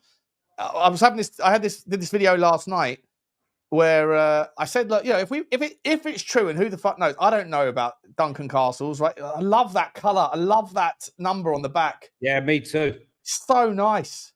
DH Gate, if you're watching the stream, I know you watch Sean. Let's have that one, please. That's what I want. Why can't we have that? Lovely. In the Premier League rather than just plain white? Let's go. Here we go. He's offside. Oh. Sonny's happy. He's so happy, isn't he? Sonny offside. You're a Korean linesman. It's close. He's not offside. Ooh, he's not offside. Very close. He tucked back in. It's only a noodle in it, I'd say, Sean.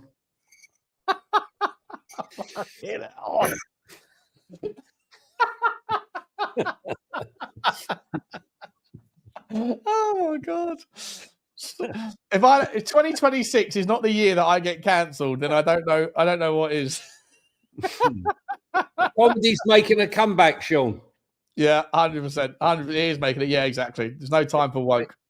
Listen, That's one thing we don't stand for on Spurs Talk Show, on Football Inc., on the Spurs Fight. Oh, give it. And certainly not Sean Butler TV either. Is any of that woke nonsense? Right? We don't do that shit. We make fun of ourselves. We make fun of everybody, and there's no political correctness. It is what it is. If you don't like it, F off down the Emirates. Yeah, linesman's from North Korea. It's just been confirmed.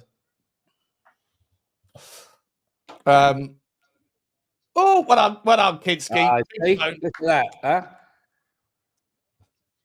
Do you think Vicario Kinsky versus Vicario, Johnny? Do you think that is a lesser of two evils or better of two solids? No, I actually think Kinsky's going to be an absolute top keeper. I really do. I like his footwork. Look, Spurs weren't going to sign him. We were going to monitor him for another year. But when other top clubs were coming in for him, Spurs moved. Similar to what happened with Luis Diaz, right? Yeah. When we were trying to get Luis Diaz, then Liverpool went, we got to go now then. You see, the thing I like about Thomas Frank is when look at the run past the player again. There we go. Now, come on, Brennan. You got to be stronger, mate, in that. Look at the press. Look at the press. Go on, Archie. Go on, Archie. Press. That's it. I love that, mate. I got to tell you, look at the press again. Sensational, mate. Now, can you imagine Palhinha in this press? Woo! He's going to get a lot of yellows. I'm telling you. Imagine Palhinha in the 6 and Vuskovic, that big lump that just goes flying in behind him. Mate, no one's going to want to take us on.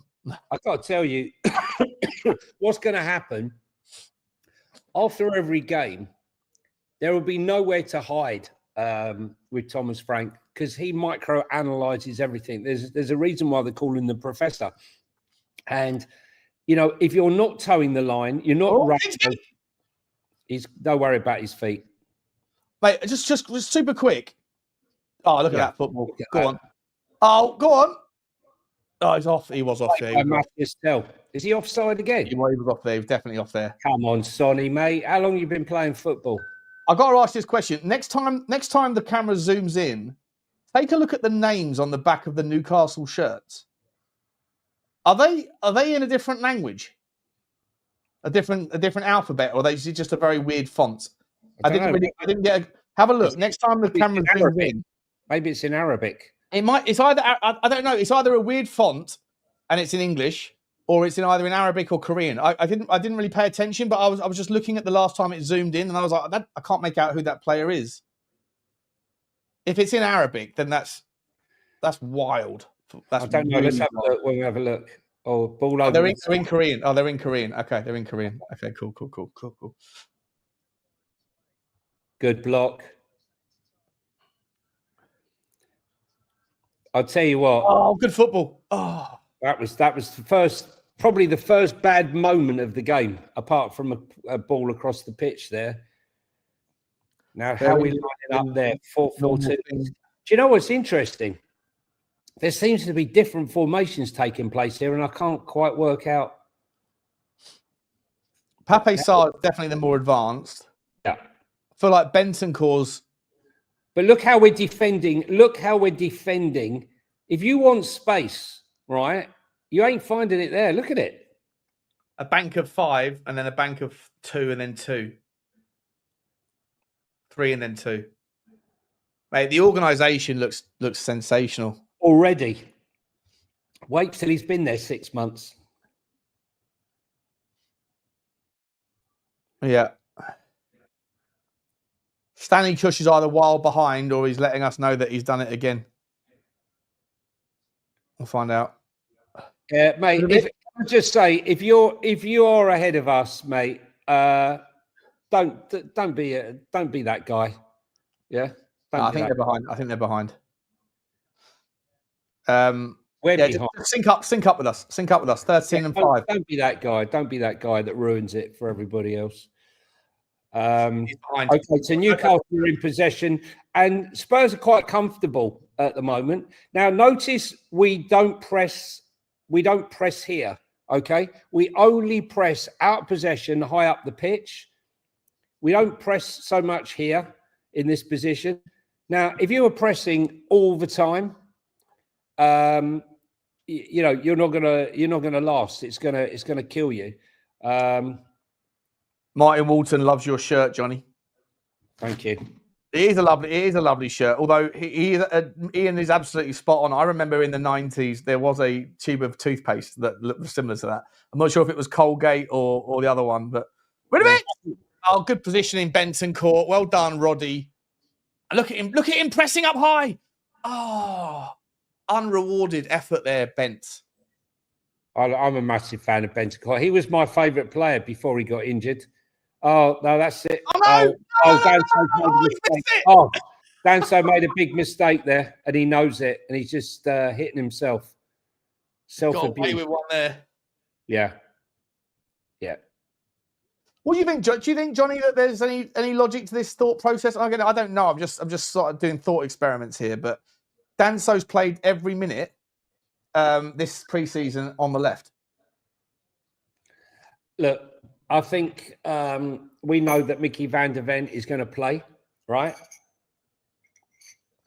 The question here is, we know you can play. You just can't play that many games. You know, when you're in the Champions League, you know, tough game against Inter Milan, Real Madrid, whoever, and then on the Wednesday you're playing. Sorry, on the Saturday you're playing Liverpool or Arsenal. You know, you've got to be on it.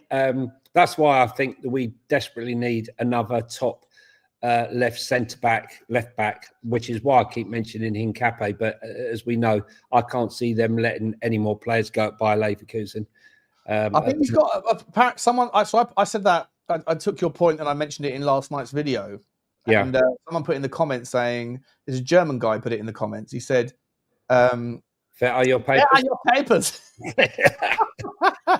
No. He said he's pretty sure that Hincapié's got a 58 million euro release clause. Well, there you go. I'd snap that up. Listen, he'll be at the World Cup. He'll be outstanding again at the World Cup. You know, which country does Hincapié play for? Is it Ecuador? Ecuador, yeah. Ecuador. Oh, chance wide from Anthony Gordon. Yeah, he's your man. Alice band, mate. What are you doing, mate? An Alice band. It looks like a bit of grey duct tape. Didn't it? Hey, boss, mate. You seen me Alice band, mate? No, I haven't actually. Here's me fucking Alice band. I'm gonna play the game.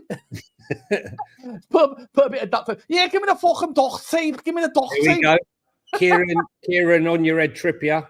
Good ball. Good ball. Well away. Was that Benton Court again? Oh, no, that's Porro. No. Oh, Romero it was, sorry. No, who's that? Porro. It must have been Porro. Anthony Gordon looking very Scottish. Very Scottish. Johnny, what's your Scottish accent like? I cheer, I by the way, big man.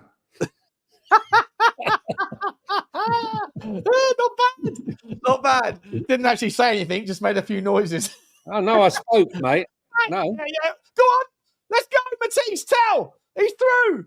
Mathys. Come on, Mathys. Don't fuck it up, mate. Oh, no. Oh, you fucking dick. Oh, Mathys. Mate, come on, mate. 35 million. Oh, he's devastated. Mate, hang your head in shame, mate. Fuck's sake. That's terrible. That's a good save.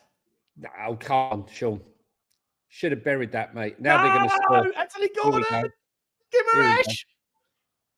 Bodies on the line. Bodies on the line. Oh, Benton Court. Look at Benton Court running, mate. Oh, unlucky. Unlucky. He had too much time to think, PH. Mate, it doesn't matter, mate. All the step over bollocks, right? Back of the onion bag. Oh, I'm gonna get so much hate for that. Honestly, that was shocking. He's come out as well. He had plenty of goal.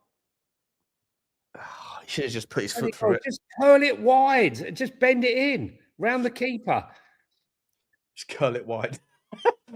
Just send it 4 inches, 4 foot past the post. Mate, he didn't even get it. I mean, honestly, mate. I know. Yeah, not good. I'm going to get mudded for that, says Marshall. You're absolutely right. And that is why, ladies and gentlemen, we need a left-sided attacker.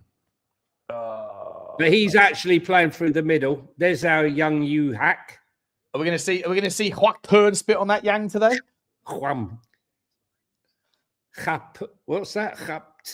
Huak Tur. The girl who was the girl from Tennessee who went, how do you keep a man happy? You got a hot tour and spit on that thing, you know. She ended up robbing, like, she went viral, then became like an influencer, got 10 million followers because of that one little thing that she did, and then someone approached her and said, let's set up a Huak Tour coin in crypto. And then she rug pulled, or the bosses rug pulled it, and apparently she fucked off with like $5 million and has never been seen since. And people actually there's almost like people have put hits out on her because a lot of dangerous people put money into it, and her whoever set the coins up, whatever, the engineers ran off into the distance, and she's never been seen since. Mathys Tel at the moment, looking at his shoes because he still can't look. Thomas Frank. Yeah, mate, that's horrendous. It was horrendous. Timo again, ole. If he puts that in, mate, his confidence goes to another level. You know? Well, I tell you what, though, I've fallen in love with these tour shirts. By the way, yeah, they're fabulous. They are fabulous. I tell you, you know what I fell in love with? Was desperate to get a hold of was the Champions League final tracksuit top. Don't wear the full tracksuit, guys, just the top. That Europa League one. Yeah, it's amazing. They were sold out in moments. I didn't think they didn't put them online, did they? I didn't think you could get them. Yeah, they did. They sold out. They said they were going to restock. Really? If you find them, you let just me know. bought one, Plendle. You bought one, did you? I haven't bought one. Plendle did. No, this guy did. Yeah, I tried to get them, and then Where'd you buy it from, mate? They were in the club shop. It was in the club shop. What, the Europa League final players' hoodies? Yeah. The blue and white ones? Yeah. Really? Sold out literally. I think it was like two minutes. Wow, I didn't know that. Oh, if anyone's watching this and they keep an eye on the club on the online store, please let us know. What you do is you go there and you send an email, and they will notify you when they come back in. Oh, okay. I'm going up there. I'm going up to Tottenham this week to see my aunt, who has, God bless her, she's been given her last rites. About a year ago, wasn't it? Yeah, she's given her last rites like 6 times, but she hangs around, mate. She hangs around. She's a real fighter, and apparently we have to go back up again this week to. My wife's friend. She was given like 18 months to 2 years to live, and 7 years later, she's still there, still going on.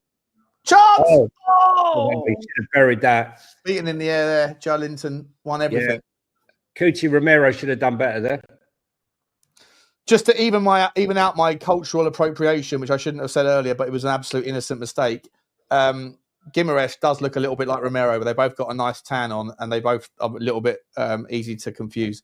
So it's not just Koreans; it's South Americans too. I'm just just trying to even out my my embarrassment. You know what's quite strange that why have Spurs not got Korean number? Yeah, it's weird. That's interesting. I didn't even know it was a common theme, to be honest. I didn't. Yeah, no, but makes sense. It would make sense that Spurs, who have a massive following, yeah. I've even learned the Korean for Heung Min's son. I put it in so many when he does something great. Do you draw it out? Do you draw it out, Sean, or you just? Yeah. I can literally put it down a bit of paper. 10 years in the making. Yeah, 100%. I'm gonna miss the guy. I'm gonna miss him.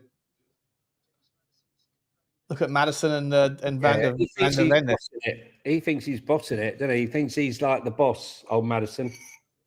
What do you think about old Van der Ven at the moment? Not Van der Ven, James Maddison. Do you think if Pape Sarr has a good, and he's already started well, but if Pape Sarr has a good game tonight and then against Bayern Munich, do you think that if Maddison gets, I think I said this to you earlier, 30 minutes today, 60 on against Bayern, do you think at PSG that Thomas Frank will just give it to the guy who's the most appropriate 10?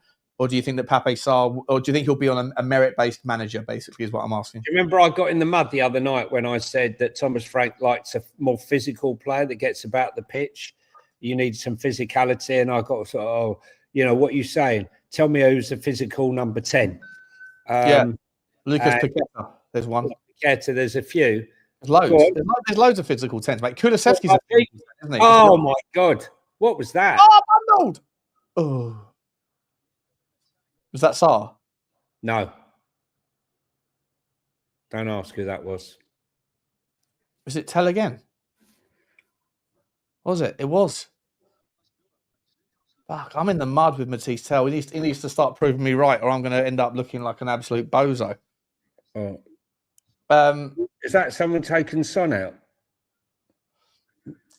Drew's in the house. Good to see you, Drew. Remember for 25 months. Love you, Drew. You're an absolute legend. Big up, lads. Surely the shirts with the tour numbers are in the Spurs shop now. What are they? 100 quid though, Drew? I'm not paying 100 quid for a shirt that doesn't fit me. The shirts with the tour numbers. Apparently they're in the Spurs shop. If they're in the Spurs shop, then maybe one of our friends. Johnny, whenever you buy something from DH Gate, do you get them WhatsApping you like forever? Yeah. Listen, I don't buy anything from DH Gate. It's a rumor. Allegedly, I once looked on DH Gate. I don't give a fuck. I'll be honest. The fact that I can get play a game on football. If you think that a football shirt is worth 100 quid, then you're the mug, not me. I'm not paying 100 quid for a football shirt, especially as I don't fit in them.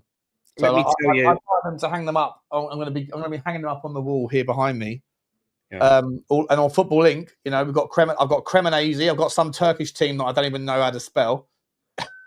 I got Roma. Here's my Roma shirt. They're fucking identical, mate. They actually come in the Adidas official bags. Yeah, exactly. I know. They're falling off the back of the lorry or whatever. They are identical. 12 quid, including shipping. I mean, they must just be, I don't know, rejects or something from the official thing. But I'm not paying 100 quid for a fucking shirt. I'm sorry. I pay $2,000 a year, or whatever it is, 1,500 quid for my season ticket. And then when I'm at the stadium, I probably drop another $2,000, probably more than that over the course of the season. God knows how much in petrol. 45 quid for Spurs play that I'm never going to use ever again this year after the Bayern Munich game. Sorry, if anyone that's got a problem with if Tottenham Hotspur think that Tottenham fans shouldn't be using DH Gate, then they should recognise that the world is there's the way the world works, right? It's the way the world works.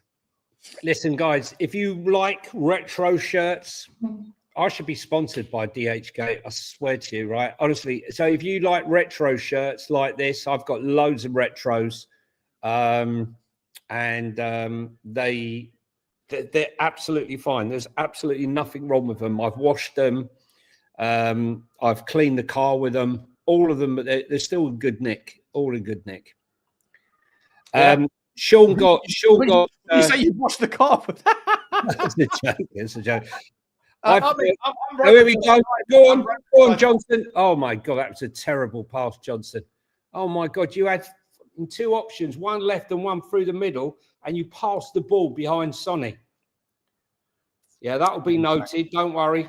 Cochrane will be saying to you. And there was another incident before where he just did not fancy the tackle at all. That will not go down well. Archie Gray. Anything official about Netflix doing live Premier League games next season for 10? No, that can't be true. No, no chance.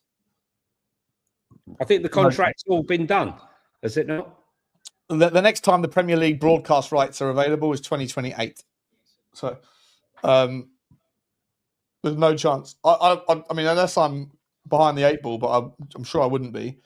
I look at Gordon. Well done, Rombom. Well done, Rombom. That's what we like to see. Let's go, Archie. Let's go, Rombom. Archie. Rombom. What's Rombom? Romero. Yeah. Go on, 1-2. Archie Gray, find it. Oh, it's nice footwork. Pape Sarr, no, Mathys Tel even. Oh, my Tel. Why did you pass it back? Spin and fucking shoot. Let's go, Sonny. Mathys Tel. Corner kick. Oh, it's Pape Sarr. Fucking hell. I am going to get absolutely cancelled. He's having a mare today. Good job we're not playing the Korean team. I'm watching it on. I've got a 13-inch laptop, and I've got the chat open on half of it, and I've got the Spurs play on the other half. So I'm watching it on basically a fucking the screen the size of an iPhone. Forgive me. Benson Core is backing in the game. Eh? Cross comes in, sloppy header from Oh, Joe Linton. Out he goes. Tottenham been the better team, although Newcastle been a bit dangerous, Johnny. Yeah. yeah.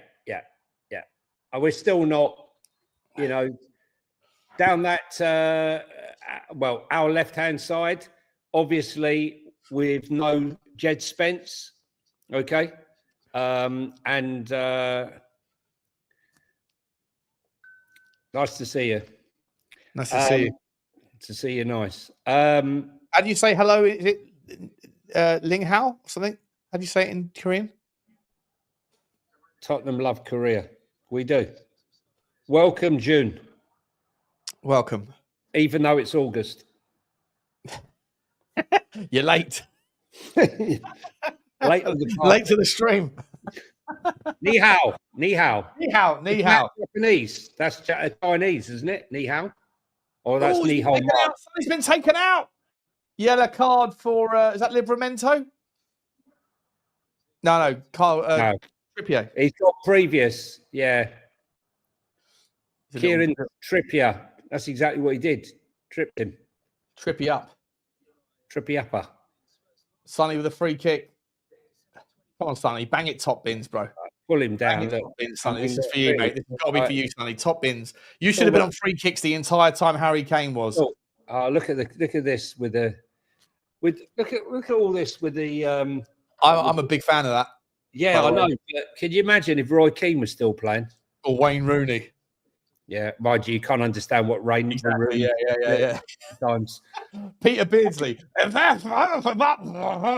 See Tom Brady. Have you seen the clip of Tom Brady in the dressing room going, "What the hell is that guy Wayne about?" Rooney, is he? Not happy. No, not a fan. Be hard to live up to Tom Brady's standards, though, wouldn't it? Yeah, That he's a winner, mate. is fucking phenomenal. Chance! Oh, He got a finger. He got a finger to that. He's a good-looking boy, isn't he, Pedro Porro? My right back. Let me tell you something. If ever a player was worth, it got a head to that. He did have a finger on it, yeah. Yeah. I think if ever a player was worth £70 million, it's him. We paid 40 for him. Yeah, we're not selling him. No. I would have made him captain, to be honest. I'd be more than happy. Let's do something, mate. English. If he could speak English fluently, I'd make him captain. I think he's an absolute leader. You need to do something here because Sean's in the mud. Sean is very much. I've been in the mud most of the summer, to be entirely honest, mate. What are we doing there, Mathys? Come on now. First time cross. Was that Pape Sarr? Yeah, that was Pape Sarr. No, it wasn't. For fuck's sake! What's that? Oh my god! I thought it was Pape Sarr. It wasn't. It was Danzo. The black away kit with stray cats, stray kids. I've ordered the T-shirt of that, by the way. The black T-shirt, stray kids. Have you? Is it good?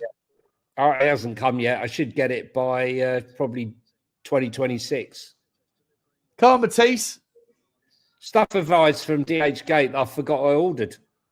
Oh, come on. I ordered a pair of giant haystack basketball shoes. Yeah. and they haven't arrived yet. I forgot all about them. Apparently, they're coming tomorrow. So I'm looking. What do you mean giant haystack? What do you mean giant shoes? No, Shoes? like they're like massive ankles on them. Like they got, like basketball shoes do, or they're almost like boxing shoes, or whatever. All right. Like they're probably made for like 14-year-olds. That. But I was like, I was drunk. I think you sent me a picture of a pair of shoes that you bought that I think was similar, and I went, I like them. And then I realised I was 41 and thought, what am I doing? But that was after the purchase. The purchase has already gone through. So I've got some multicoloured pair of absolute. I bought a pair of Travis Scott Nike shoes, right? That if you go on to X or something, they're about 800 quid if you can find them. And I just bought them for 20 quid. Yeah. 800 quid, the ones that are really? Yeah. Okay. Yeah. And John McDonald's, Ronald McDonald's boots is Paul. Is there a cup on the line today? Is there a cup on the line, Slims? I don't know. I'm not sure. We can't handle any more trophies. Yeah. We're going to need a bigger trophy cabinet. Yeah, there might be a trophy. I'll look and see. There must be a trophy. Guys, just remember at 2:10. So as soon as the game will finish probably around 2:00. We'll do a quick 5-minute debrief and then follow us over to Football Inc., where we're going to carry on the chat and then also throw in whatever else. And there's a lot happening in the world of football today. So you haven't got to go anywhere. You'll be redirected. When this stream ends, you'll be redirected over to Football Inc. We're trying to grow that channel. Enjoy this, guy. We're getting insane views, right? I mean, 8,000, 9,000.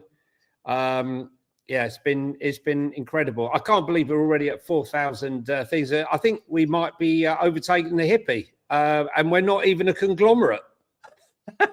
What a ball! What a ball that is, by the way. If this one is the back of the net, come on, Sonny. Come on, Sonny. Look up! Look up! Oh my God, mate! There was 3 players running in. You only had to square it. Yeah, he was always going to take it on himself, wasn't he? But what a ball that was, by the way. Whoever put that ball across was sensational. Terrible. That was terrible. So greedy. Yeah, this is his last game, isn't it? I know, but, Go on. Good ball. Oh, well played, Archie Gray moving forward. Hello. I'll tell you what, Johnny. I'll tell you what, mate. I'm getting the vibes that Tottenham Hotspur are going to do a thing or two this year. Mate, all those people that put me in the mud after those 2 games, your Thomas Frank is wank, right? They've all gone quiet after the Arsenal game. Honestly, I've been bigging up Thomas Frank for such a long time. I'm ready to die on that sword. Listen, it's not going to be right all the time. There's going to be plenty of bumps along the way, but I can see progression. Look at our set pieces, at least. Yeah, set pieces. That one's Pape Sarr. Mathys Tel. What I'm a bit disappointed in Thomas Frank. I thought first day of training would be, right, everyone, line up on the touchline, please, in a line. Mr. Cochrane's going to give you a ball, and I want you all to throw the ball as far as you can. I expected some throw-ons, mate. I haven't seen a sign of a throw-on. Not one. Oh, it's good football. Oh, that's a good ball. Look, out wide. He's pushed him a little bit further. Core covering inside. Oh, what a goal. It's a goal. What a goal that is. Yeah, Harvey Barnes. That's a tremendous goal. How to take the gloss off of a performance.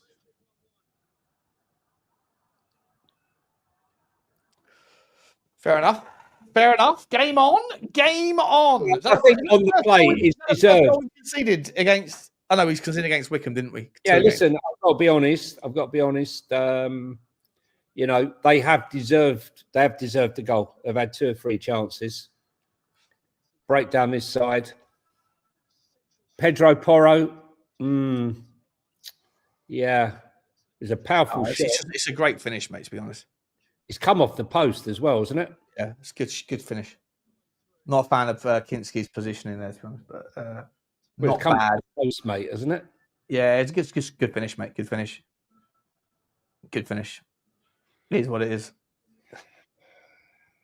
Puts Mathys Tel even more in the mud. And by proxy of that, Sean Butler. Well, we'll see. Hopefully he can redeem himself. What happens if it goes? If it's a draw, is there a penalties and a cup? Did you find out? Oh, okay. Yeah, so I got sidelined. Oh, it's Ellie saying Harvey Barnes' name in Korean is just there's Harvey is what Barnes. Yeah, it was I think it's two symbols, wasn't it? Barnes. The first part is bar, and the second part is und. Two symbols. I saw that. Taxi for Tel and Sean. So I'll take a taxi with a man with a bat. I won't hold his hand though because he's got a bad wrist. Apparently, he has done for about 5 years. What are we doing there? What are we doing? Comes what are we from doing? The wankers, I think. Hang on a second. Is there a cup on the line? I can't see there. I can't see. I'll find out. I've tried to find out. Tottenham versus Newcastle. I can't see. I've put it up. Let's have a look.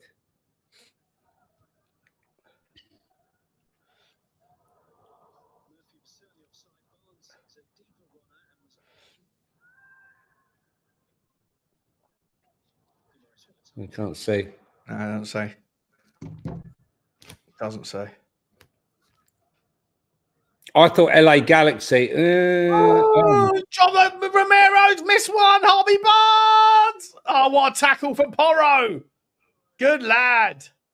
Oh, hello. It's kicking off. Look, they're all coming in now. Look at that. Joel Linton's come straight in. Who's having a fight? Who's having a square one? Yeah, him. Guimaraes and Romero having a tussle. Yeah. And they both are. Guimaraes is Brazilian, isn't he? Yeah, but look what happened there. Look what happened. Joel Linton came in as well.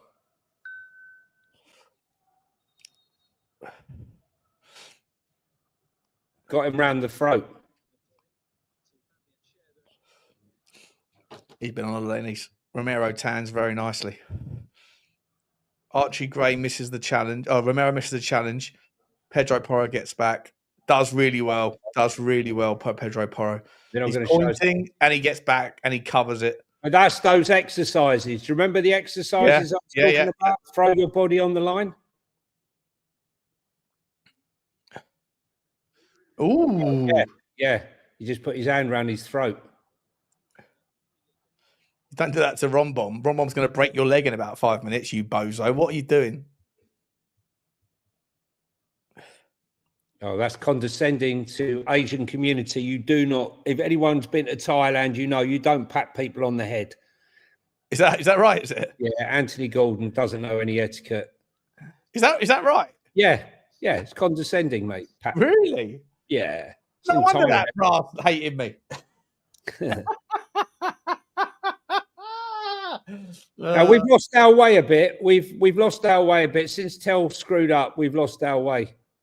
Yeah. Don't blame Tel for that. No, but I mean, we have lost our way. Now, Newcastle have been distinctly lacking confidence recently. They've still got a great first 11, haven't they? Still got a great first. They haven't. When Isak's not there though, they don't have. They haven't got a. That's why they haven't got a 9 today. Listen, I've got to be honest with you. I expected us to have a much stronger second half than first half. So this is a bit of a surprise to me. Cross comes in. Oh, let it go. That's out. It's gone out. You know, short-sighted Korean line. Oh.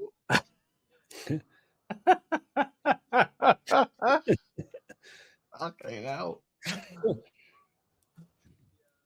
Rid of it. Bodies. Block. We're all over the place at the moment. Yeah, we are. Tell you what, I'll be back in 1 minute. Johnny, hold the fort, okay? We'll hold the fort. Better than we're holding our defence at the moment.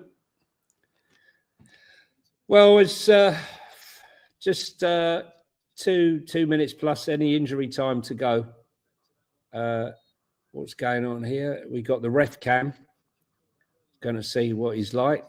He's in the mud.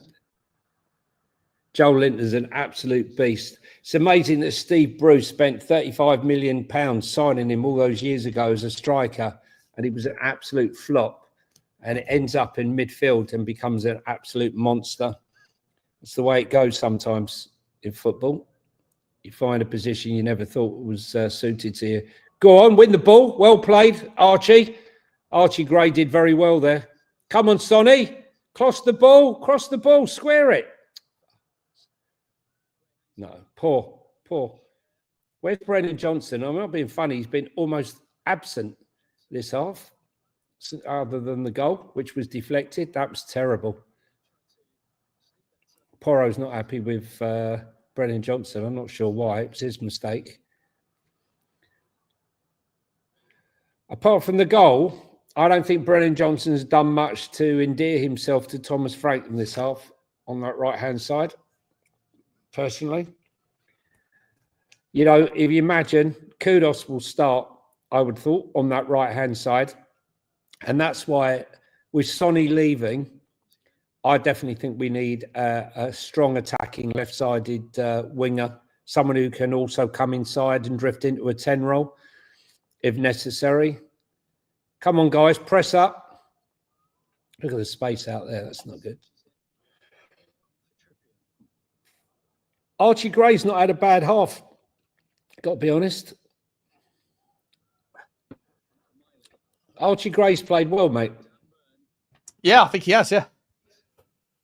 I think he has. I'm a big fan. Well, Mathys Tel obviously screwed up. Well, Johnson, apart from the goal, has really done nothing. Literally. Yeah, Sonny's not been great. Yeah, you know, what do you expect? What do you expect? Listen, he's going to love LA. I thought LA Galaxy might sneak in with a bid. I mean, it's the largest Korean community outside of Korea in Los Angeles. It's a big city, Los Angeles, though, isn't it? It's like 20 million people there. Massive Korean community. Guys, if there's 760 of you watching, appreciate your attention. Please do us a favour, smash the like button, hit the subscribe, let us know your thoughts, and also hang around after the show. I'll be plugging, even if you can't hang around. What I'll do is I'll put the link in for Football Inc. Even if you can't hang around afterwards, then please at least just click on the link here. And, At half time, guys, if you just don't obviously leave here, but just click on the link and maybe subscribe to the channel. And Sean, we need to put in, just to remind you, we need to put in the link to the Apple feed. I put it in a couple of the chats yesterday because we've only had 6 reviews, and we know lots of people do listen to Apple Audio. But that is ridiculous because I'll get that up for the stream when we're on it. You got the link. Just push the link in that for that one. Okay, so interesting stories that are breaking. In fact, I'm just looking at that right now. Stories out from United that we've got to talk about, because like I said before the game started, guys, if you want to understand why it is that Tottenham may or may not be doing what they're doing, you have to understand what's going on elsewhere. And a lot of people just are only interested in Tottenham, but it certainly broadened doing this with Johnny has certainly broadened my knowledge. And it allows me to, when I'm doing my Spurs content, it allows me to bring in a little bit more context into, whether or not deals are likely or unlikely, because I'm now paying far more attention to teams that I didn't really give a shit about. I was always used to be I'm into Tottenham. Obviously I'm into football, but get rid of that. Lobbed him? No, he hasn't. Well done, Kinsky. Good positioning. So like it's a fun show. It's an hour and 15 every day, and we just talk about whatever's going on around the game. And it's more fun because there's less passion, because it's like if we're talking about Turkey or Saudi Arabian teams or whatever, it's a lot of fun, but there's a lot of education in there too. So it was worth checking out. If you like, also, we're going to have predict the score. We're going to have fantasy football. And Sean and I have had to play spin the wheel for each of the leagues. And we've been wherever the wheel lands, we get a team. And that's it at half time. I've got Cremonese, RB Leipzig, Bilbao, and a team in Turkey that I still can't pronounce. Sean's got Elche, Roma, and what's the other one? Elche, Roma, Okay, Roma, and I got Hamburg, Hamburg. and also a team in Turkey that I can't pronounce. Right, I'm just going to have a quick break for a Kit Kat. You know what? Guys, also, if you just hit that link for Football Inc. Hit the link for Football Inc. That's right. What's Sofa Score, isn't it? Let's have a look at the Sofa Score, shall we? Let's get it up. Let's get it up. What are we doing? 1-1 at half time. Let me get this on the screen. How do I do this? Let me change that to this, and then change that to share this tab instead, and then get rid of. How do I get rid of you? Can't get rid of you. Okay. So Gimaresh, Harvey Barnes getting the goal.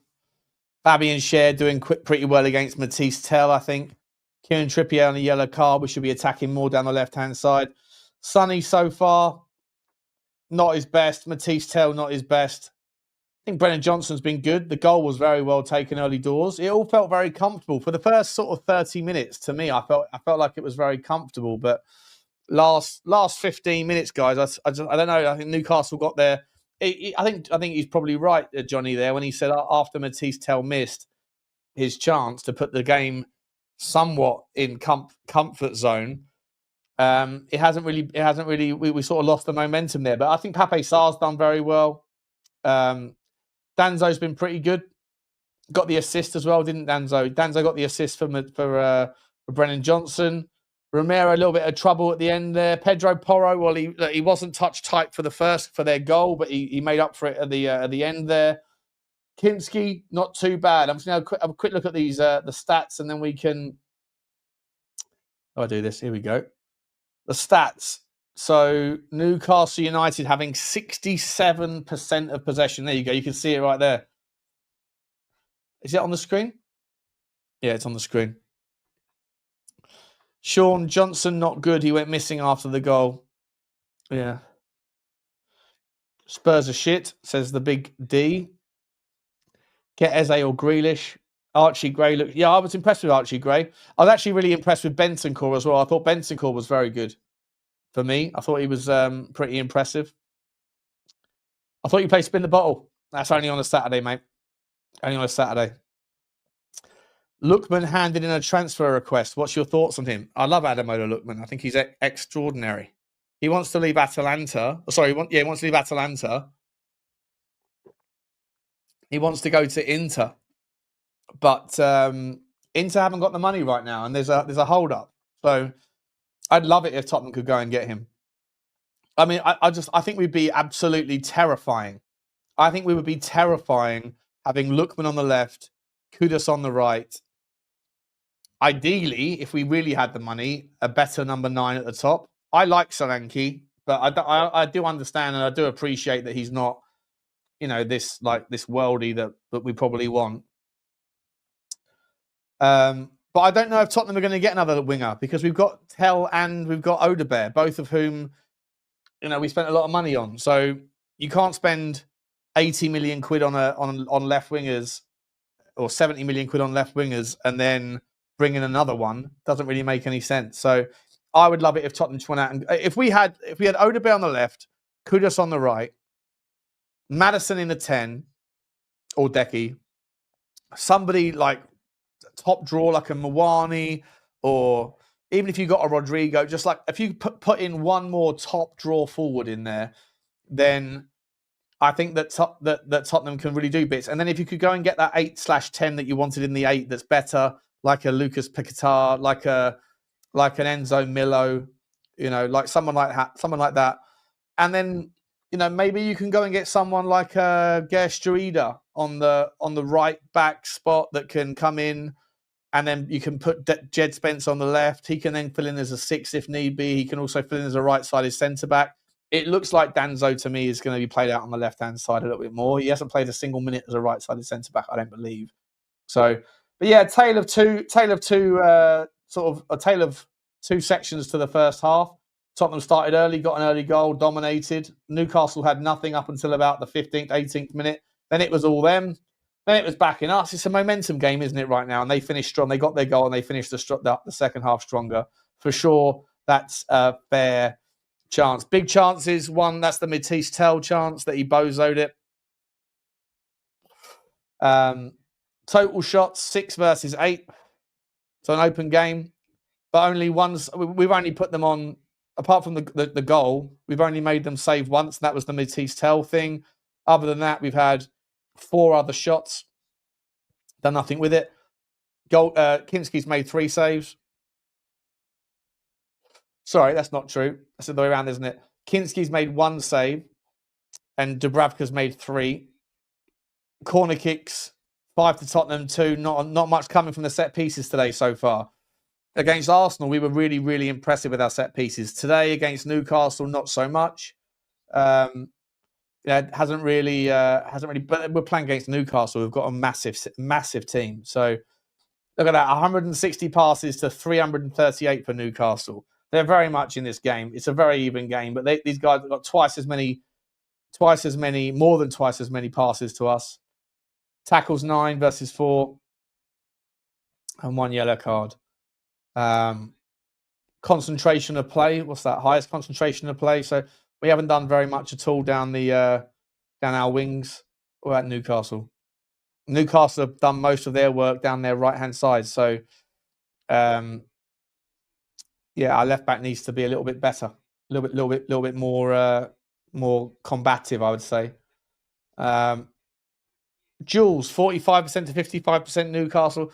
Yeah, if I'm honest, Newcastle probably. I was really comfortable after when Mathys Tel went through. I was really comfortable. I thought Tottenham were doing really well here.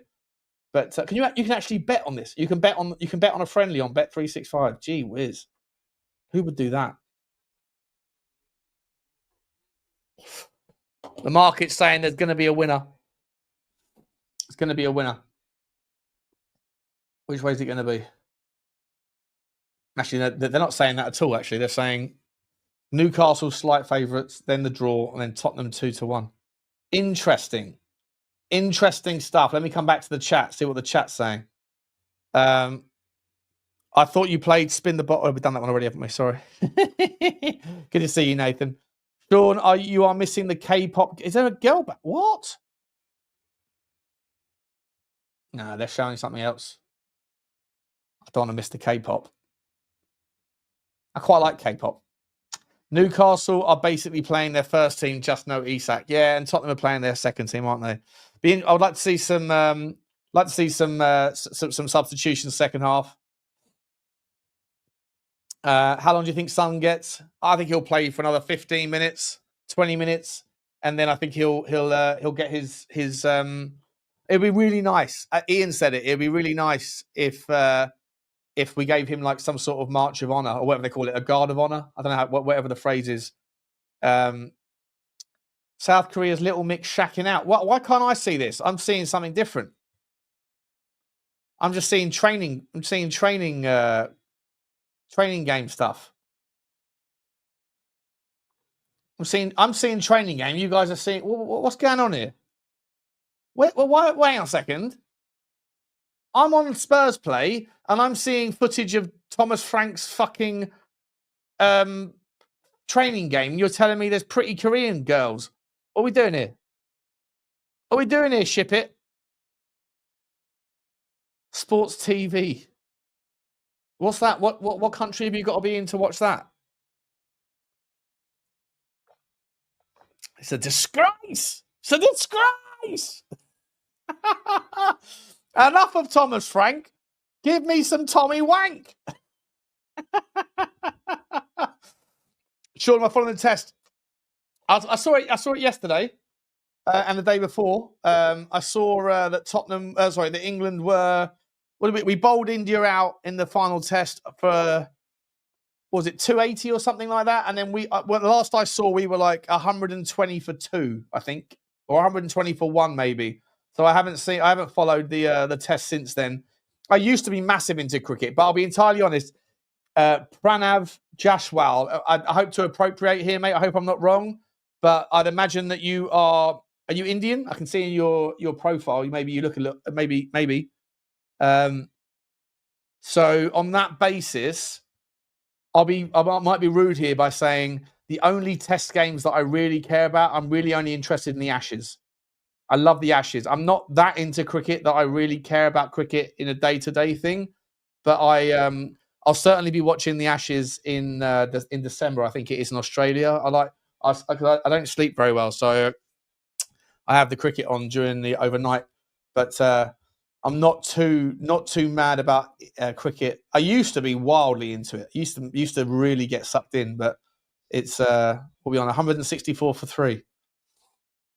Well, is that who? So who's? I'm definitely getting cancelled, Sanford. 100%. 164 for 3. Is that India that's batting now or England that's batting now? Yeah, but you know what? This is the thing that's pissing me off, mate. Yes, enjoy your pretty girl dancing stuff.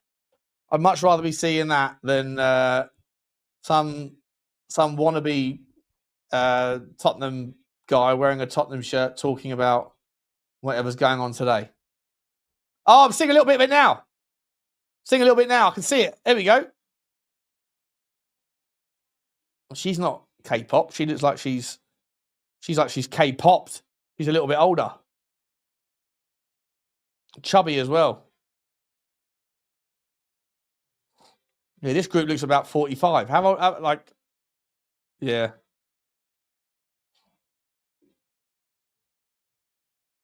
No, I'm not blown away by these ones. That one's got like one eye that's bigger than the other. It looks like Frankenstein. No disrespect. I'm going to get cancelled, but fuck it. If we're getting cancelled, we're getting cancelled. If I'm getting cancelled, I might as well go out all out.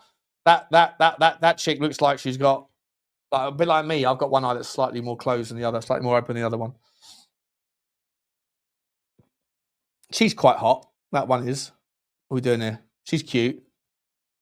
Blondie's cute. The lead singer though is a bit of a chubster, if I'm honest. Poor Pop. Sure, I was cancelled ages ago. Yeah. This is K Not. Sexist, racist, fascist. Enjoy your next venture. 100%. Johnny, welcome back. This is the most cancelled show I've ever been on, mate. I've ruined myself in 1,000 different ways today. I've just been attacking the K-pop girls band that's on, and there's only one of them. K-pop? There's only one of them that's hot. The other three have all got some weird things going on. Lead singer's a little bit chubster, and they're naturally blonde, obviously. What was I going to say? Oh my God! Yeah, cancelled cancelled in the morning. Shawnee, could you send me over a thumb? Yeah, it's all on it's on Twitter. Oh, sorry, mate. I beg your pardon. I need to. I can't put them on the screen. Oh no. She counts as 2 shags.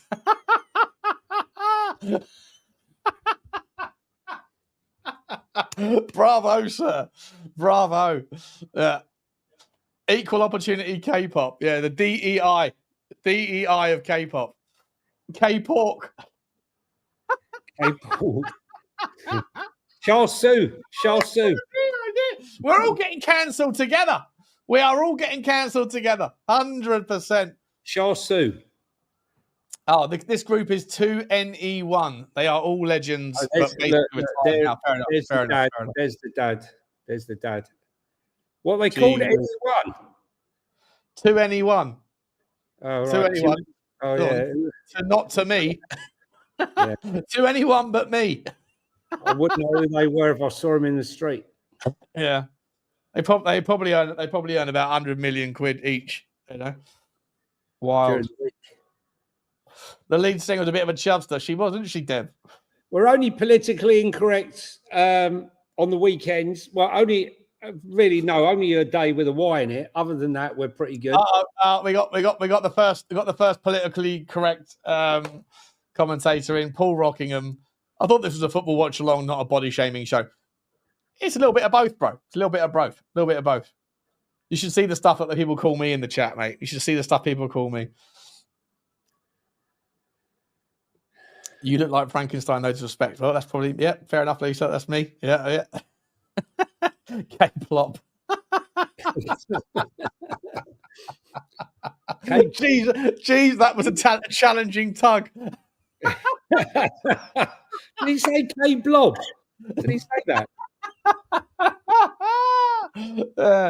Difficult wank, that one. Difficult wank. 100%. Chubs for no one. Yeah, nice. Yeah. My monster numbers. He's not my monster. No, Palhinha's my monster. We're back on. The football's back to start again. I think the players are back out again. We can get back to some sort of reality here. 100% being challenged, being cancelled after this.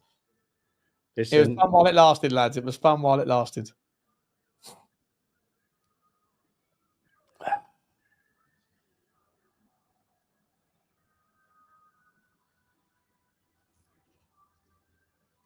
Johnny, do you think that the Korean fans are going to hang around? Well, if you listen to what I said earlier, I said that I've been contacted by 3 Korean people that follow me saying, be your friend. I say goodbye. I watch you from a distance because they're all off to LA. Yeah. Yeah, I'll miss them. I got to be honest. I will miss them. 100%, mate. 100%. Spurs talk show. Spurs hope Yang will keep them. Hey, about to pop. Maybe. I mean, he's not exactly. So Connor's here. 3 pints.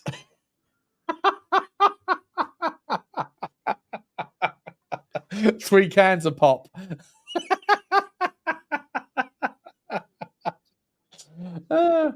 Aussie, have Aussie fans hung around? Do you think, Johnny? Some of them have, but they were already fans. I reckon. Yeah.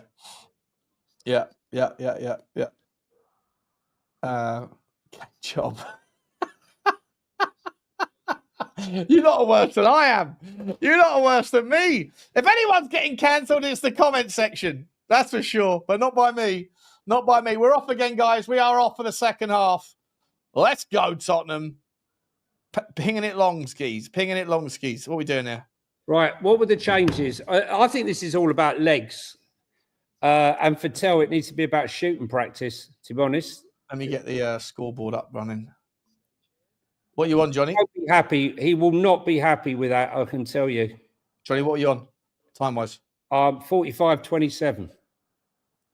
27. 30, 31, 32. Okay. Oh, cool. Banging line. Let me just sort this out then. Oh, Mathys Tel completely mistimed the jump. 40, 41, 42, 43. Make sure you're hooked up with us, guys. Sonny's still there. Somehow. For fuck's sake, why doesn't this work? Here we go. All right.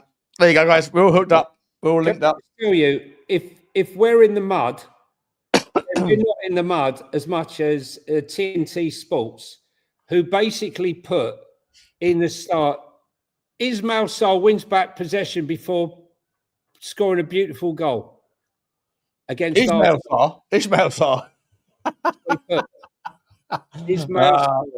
Right? Cancel them. Cancel them too. Cancel them too.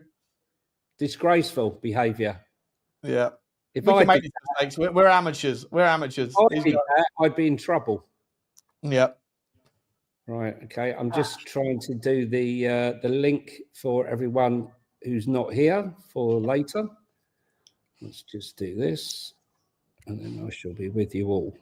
Oh, I found a way to make my screen a little bit bigger so I can get some of the player names a bit more correct. Okay. Tonali. Here's Harvey Barnes. Sloppy from Newcastle. Let's go, Sonny. Let's go. Oh, he's got the legs, mate. Oh, he's managed to. Can he cross the ball? Oh, no. Passes it back. Here's Daddy Sarr. Looks inside. Archie Gray. Come on, Pape Sarr. Come on, Sonny. Take him on. Don't play horse. Oh, Good ball. Ooh. Berghvall's on. Come on, Archie. Berghvall's come on for someone. For Bentancur, is it? Yeah, must be. Yeah. Danso and Van der Ven. So Danso's moved back out to the right and Van der Ven's on. So Romero's off. Danso's gone back out to the right and Van der Ven's on now. Yeah, this is all about legs. Like to see it. He's Archie in the 6th. Micky Van der Ven. Horseshoe football. Newcastle organised well. Banker 4, banker 4, banker 1, 2.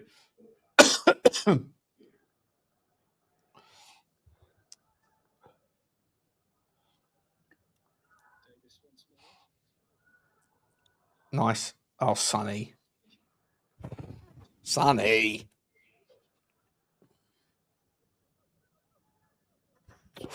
Press. Good press from Berghvall. We're clearly pressing very well. Yeah, pressing high. We don't press. We're not pressing that far up the pitch. Jed Spence is on. Pedro Porro. Jed Spence playing on the right. Nice to see. Yeah, Porro needs a break. You can't be playing him every game at this stage. Oh, good stop. Good step. No, ref. Oh, come on now. He's going to like. Did you see? Thomas Frank having a long conversation with Berghvall after the game? Yeah. After what game? Arsenal? Yeah. No. Yeah. Explaining stuff to him. Cross comes in. Chance. Oh, he's put it wide. Easily been a goal. That could have easily been a goal. Is that fucking duct tape? Yeah. I've got to be honest with you. I'd have loved to have had Anthony Gordon. You know, that game where he played at Spurs. Everyone was telling me his dog shit, don't want him. I was like, that, you're absolutely stupid. So wrong. We caned them at home and he was the standout player. Unbelievable. Yeah. Yeah, 5-0. He was the only player that cared. And then the same people told me I was a donut for saying that we should be buying Anthony Gordon. And then about a month later, we were linked with, go on, Telly. Good boy, Mathys Tel. Redeemed yourself. No, he didn't. He kind of did. Oh, what was that, Paul? Love that. Love that. Love that.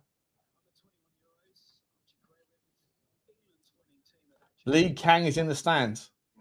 You sure about that? If anyone can, Lee Kang.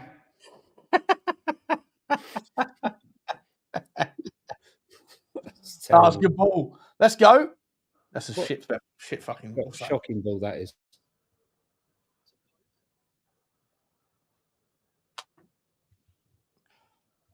Limpy down under. There's an Australian man who stayed with us. Limpy, were you a Tottenham fan before Ange, or did you come on board with Ange and then you stayed for Tottenham, or were you always here, mate? Were you always Tottenham? Let us know. Sean inflating Tel's performance to pad his reputation 100%. I'm not a stat pad. I'm not a stats pad. I'm a rep pad. I'm repping the rep. Politically incorrect channel, love it. You white guys look the same, especially the fat, ugly whites like the guy on the right.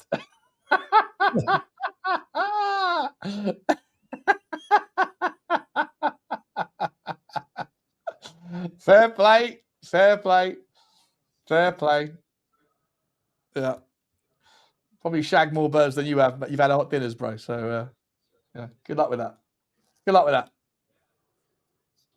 I was a fan before Ange. Fair play. Nice. No, he would have. There's a lot that were here before Ange.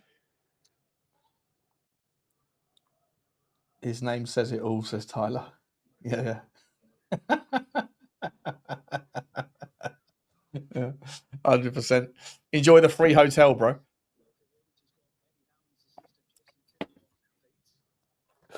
Enjoy the free hotel. Let's go, Sonny. Who's that down? Gimmerish. He does look a little bit like Romero, you know? He does look a little bit like Romero.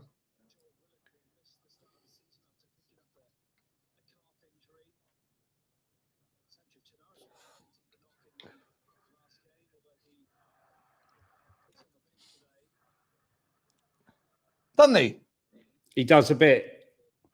Right, Sean, I've sent that. Can you share the reshare the tweet, please? Thanks.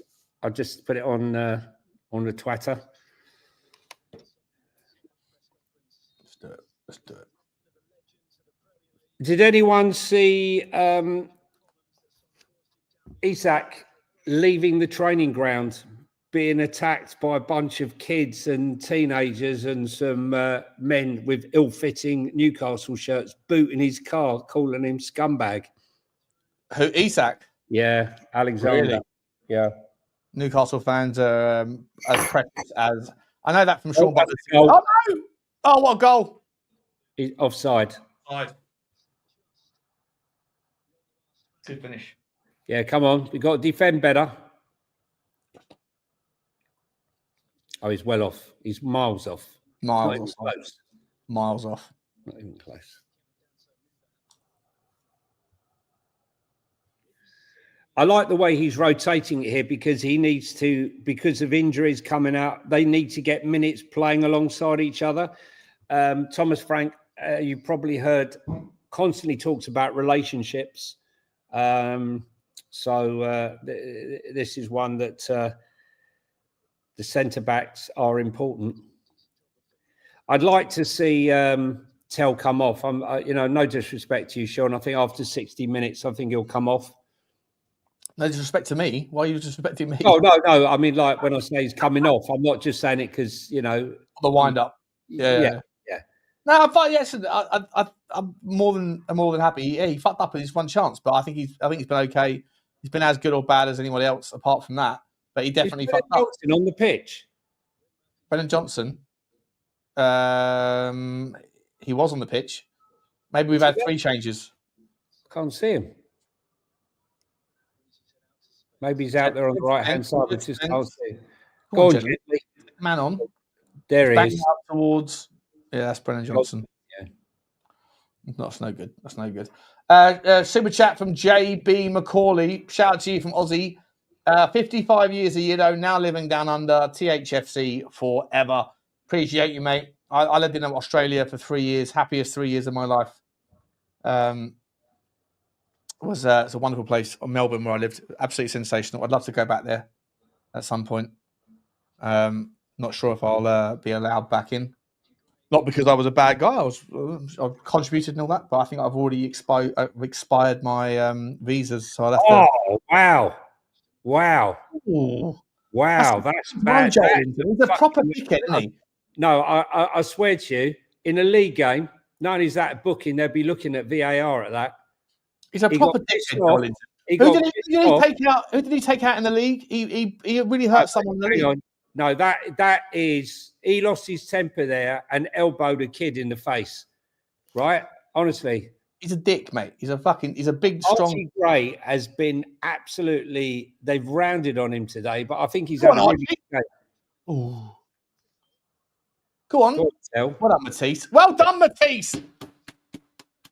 My Mathys Tel. My number 9/7/11. Oh, do you see the dummy there on the throw on? Yeah, love it. Love all that. Love it. Well played, Archie Gray. Yeah, well played, Archie. Don't let those big bullies upset you, mate. To me, he's been my favourite player in this match. Let's go, Jed. Ooh. Getting a bit feisty again, mate. There's no friendlies on tour, is there? No. Well, he can't be. You can't be all friendly and then turn up. You should have stayed, Sean. Yeah, probably should have done. What are we doing here? Did you go to Archie's knob? There's people complaining already. About what? Yeah, well, this is it. It wasn't a true showing. Arsenal game, and it's like back to normal. What are we talking about? We're a match for Newcastle. No, I don't think that. Let's bring this team out. Let's go. Ref! We're going to win this game, mate. Don't worry about that. I got to be honest with you. I think he lost that ball. No, it was a foul, mate. Definite foul. 100% foul. Watch it now. Look out there, but look at his control.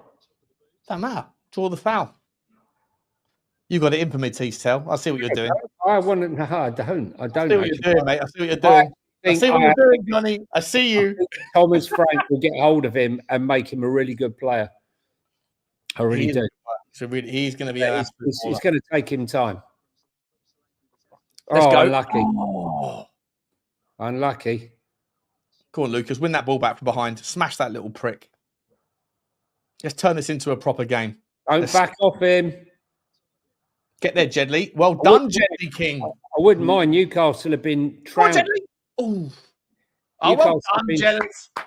Oh, that's Joel Linton again. That's Joel Linton again. Mate, look at that challenge. Look at that challenge. I can't stand Joel Linton. Someone pick him in the face. Did you see that challenge? While he's down. Look at this challenge. Look at this challenge. He won the ball. Yeah, he did. Beg your pardon. And look at Johnson. Beg your pardon. Beg your pardon. Fuck Joel Linton. He's an absolute prick. Well done. Well done. Brennan, you know when you can't unsee something? You know that picture of that girl that's in the car that like it's a meme. The young girl has got that kind of like what the fuck face. Brennan Johnson looks like he's got exactly the same look. Let me tell you, your favourite player is about to enter the pitch, Sean. Who's that? Well, you know, who's your favourite player? My favourite player? Yeah. For Tottenham? Yeah.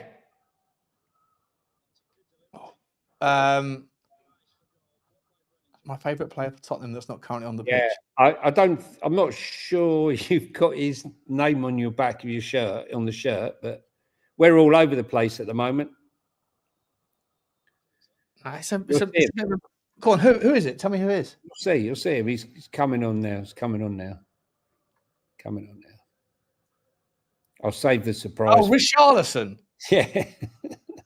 You know what? It's a game like this where you want a bit of Richie. Oh, here we go. Oh, look at the Newcastle fans.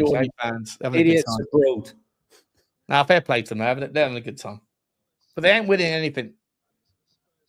They're not winning anything. They just take their shirts off, get their titties out.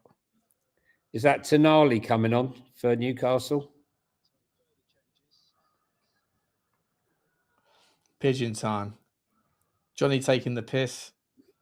Ragged performance. You couple of tits, says Chris Jennings. Stop the pigeon. Stop the Let's go. Let's turn and move. Oh, what a ball that is. Oh, Sonny. What a ball. Sorry. He's where are you going, Sonny? Sonny? Oh, my God. Sonny. He's given away a free kick in that whole melee. What a ball that was by Mathys Tel, by the way. Yeah. What a ball that was, Johnny. Johnny? Yeah, I'm here. Yeah, wasn't that a great ball? Just getting over Sonny. Yeah. Yeah, see, you're in the Sava mindset where you don't want to give credit to Mathys Tel. Right. How's he going to get that duct tape off his head? Can we not? That was Mathys Tel was sensational there. And you don't want to give him any credit. You want to criticise him, we're not giving him any credit. Pass. Oh, hello. Wouldn't like to mess with him. He looks like a Geordie, doesn't he? Target, eh? Oh, well, thank you, people. Thank you, Nathan. Thank you, Volkov. Right, so this boy that's coming on now is my tip for the top. Osula, the Danish international striker. And just because you are being so unreasonable on Mathys Tel, I'm gonna be unreasonable on Osula. I'm gonna slate everything he does to make you look bad. That's the game, is it? That's the game. You're being very unfair on my man, Mathys Tel. Well done, Mathys Tel. No reason that he's coming off, I guess. No reason that other people haven't already. No, we knew he was coming off after 60. I'm just jesting. Yeah. My boy. My Mathys Tel. My Tel. He's been playing like William bloody Tel recently. What do you mean, mate? He made one mistake. He's been good apart from that. Yeah, he's been okay. I think Archie Gray's had a very good game. You just don't like the fact that I go after Richalison every chance I get, and you better know right now that if Richalison does anything that's anything under exceptional, I'm going to be absolutely all over him like rats. Exceptional. What? Exceptional. If he's anything other than exceptional, if he's unexceptional in any way, I am going to be all over him because he's your boy, like Mathys Tel is mine, and you've been incredibly unfair to Mathys Tel. I'm a supporter of Mathys Tel. I'm only joking. No. This is the game. Let's go. Let's go. Give it to Richie. Wait for him to be a bozo. Let's go. That was actually quite funny, though. More like William Tell. Who do you think? Who do you? I mean, I think Gray's had a very good game, actually, in the middle of the park. Got to be honest. Archie Gray was good, yeah. Archie Gray was very good. Still on the pitch. Been bashed around a bit, which answered a couple. Yeah, I'm impressed by the fact. Who was it that Joel Linton smashed in our home game last season? He smashed someone that was entirely like over the top. He got away with it. I'm sure he elbowed somebody. I think it might have been. Was it? It was a smaller guy. Was it Archie Gray then? He's gone after someone in our Premier League game. Here he is, the man with the plan. And here goes Sonny. I mean, that's it now. Contract fulfilled, money in the bank. He must play at least 60 minutes of the game. Well done, Sonny. Yeah, on my head, Sonny. Everyone come over and give him a hug. Berghvall checking the cameras were on him. Doing his hair. Look at him. There's his dad. Don't give a shit. Look, emotionless. Emotionless arsehole, yeah. Yeah, but that's what but he drove him to the top, didn't he? Drove him to the top. Discipline. Yeah. Sometimes a nice round of applause for your son after all that would be. Yeah, you'd think just standing there watching. Look, they're all look at that. Look, all of them. Got to take his armband off for one last time. Mate, Ben Davis, his best mate, leader of the book club. Here we go. An emotional moment. That's it, ladies and gentlemen. It's all over. I can't tell if it's sweat or tears. No, it's tears, isn't it? Nah, he's crying a little bit. Yeah. Yeah, he's crying.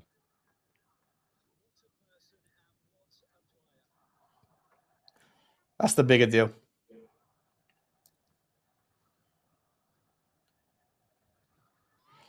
Look at the dad. Nothing. That's still just sitting there, nothing. Nothing. Absolutely nothing. Serious face, not even a smile, man. God, could you imagine how hard he is to please?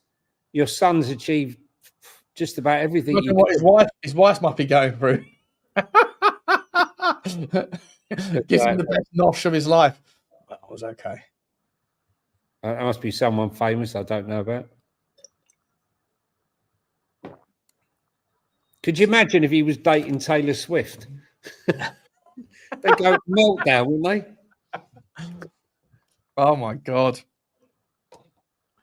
His dad's a proper militant, isn't he, eh?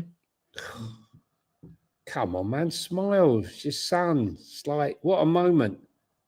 Yang Hook.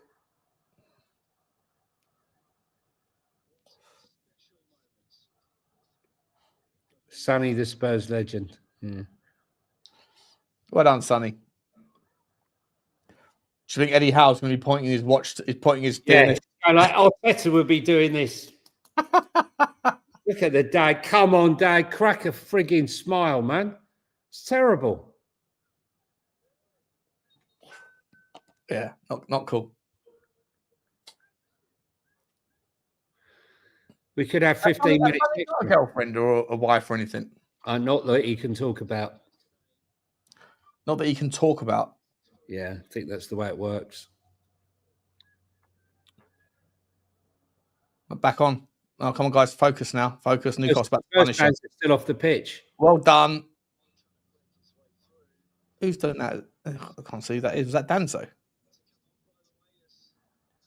Well done, Kevin Danzo. Ben Davis wasn't happy there. Well done, Kevin Danzo. Let's focus now, guys. Focus, yeah? But they're still clapping. He's crying his eyes out, bless him. Yeah.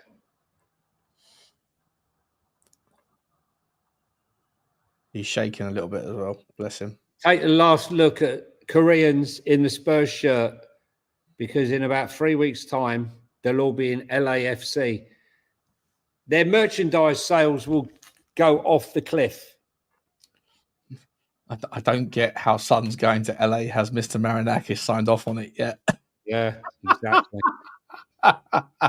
Listen, it's a great play if you know the fact that, like I said earlier, that outside of Korea, South Korea, LA has the largest Korean community. That's why he's going there. I did think, though, that you would go to LA Galaxy rather than LAFC, but I would not be surprised if there's a chance that he can take a stake in the club as part of his deal.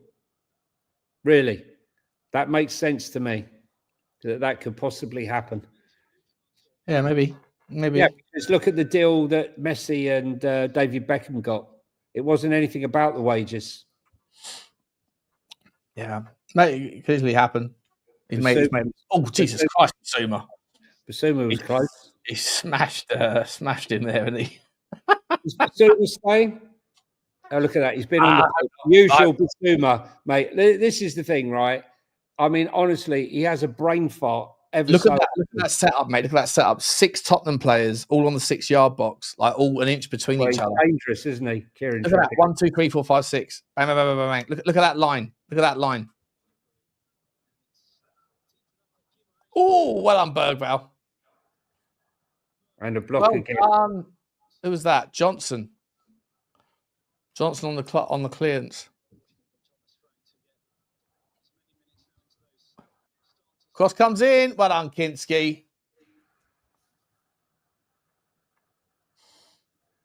Guys, please smash the like button and hit the subscribe. I don't know what the likes are on. I'm sure the likes could be better. And none of us are paying attention to the likes, but the likes do mean so much for the channel. So if you're enjoying the chinwag, then please just smash the like button for me.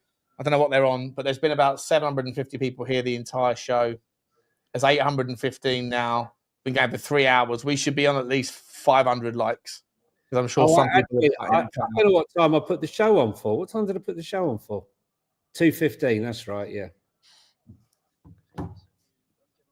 Yeah, we won't be going long. Once the game will be done in 55 plus injury time. There'll probably be 5-6 minutes of injury time after that Sonny thing. So do my quick video. 2. We'll do 5 minutes of 5 minutes of breakdown, and then we'll go straight across. A call-in break as well. Call-in break as well. We could have just had the call-in break when Sonny was leaving. What are we doing here? We're wasting time, people. We've got a show to run, guys. I've got a show to run. Got to do a video.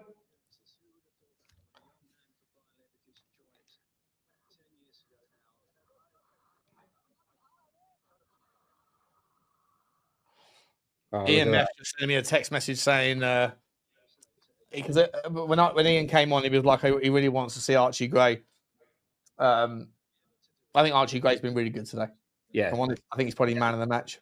Yeah, or man of our match at least. I don't know. I think Anthony Gordon's been very good for Newcastle. So,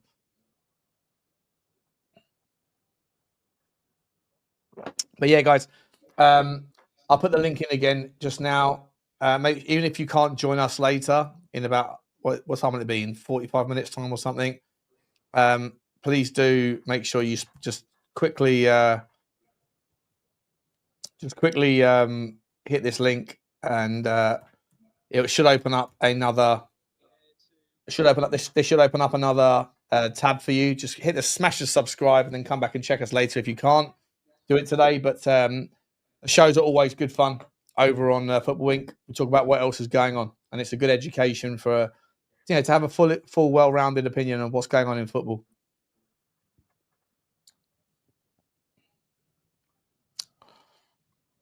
Johnny, that guy on the bottom right there is one of your fans, one of your face fans that you were pulling out at the on the Spurs 5 on Thursday.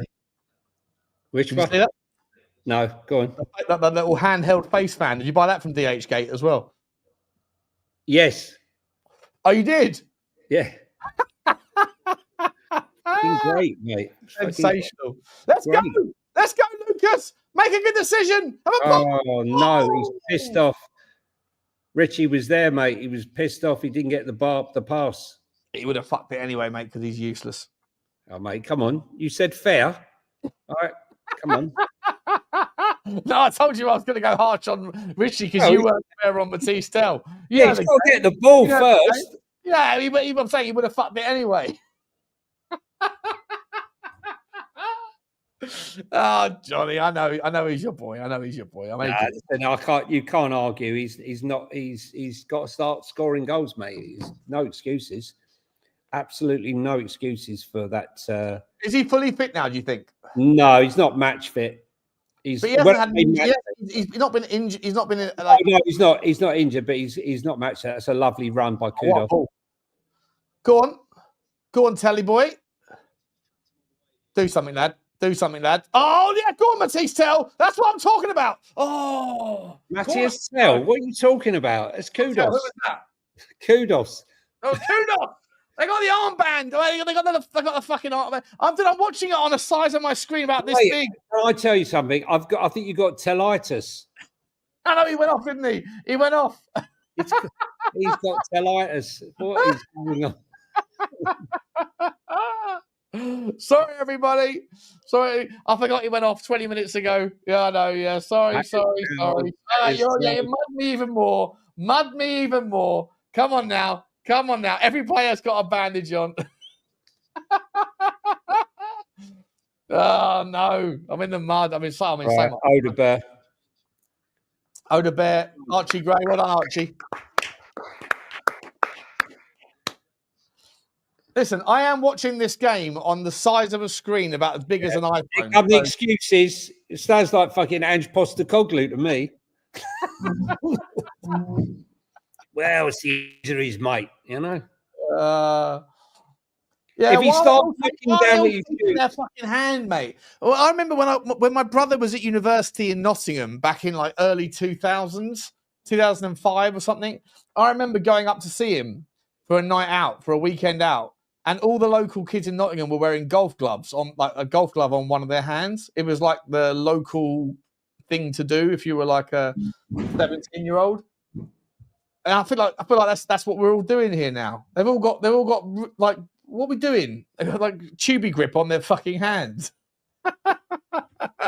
It's madness. Absolute madness. Permission to say tit again. Permission granted. Cast it, Shawnee. Cast it. Ange Butler. I'm having a mare today. Whatever. It is what it is. Let's go. Oh, what a ball that is from Lucas. Oh, no.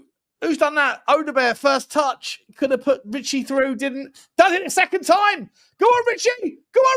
Oh. Wide. It's a good save. It was offside anyway. Good save that. Can't blame Richie for that one. It wasn't going in anyway, mate. But microphone's fallen as well. Having an absolute mare now. What's going on here? It wasn't going in anyway. Let's be honest. It was. Yeah. Don't know about that. Wasn't a bad effort though. I'll forgive him. Mathys Tel probably would have put it further wide. I'll meet you in the middle, Johnny. How about that, buddy? Okay.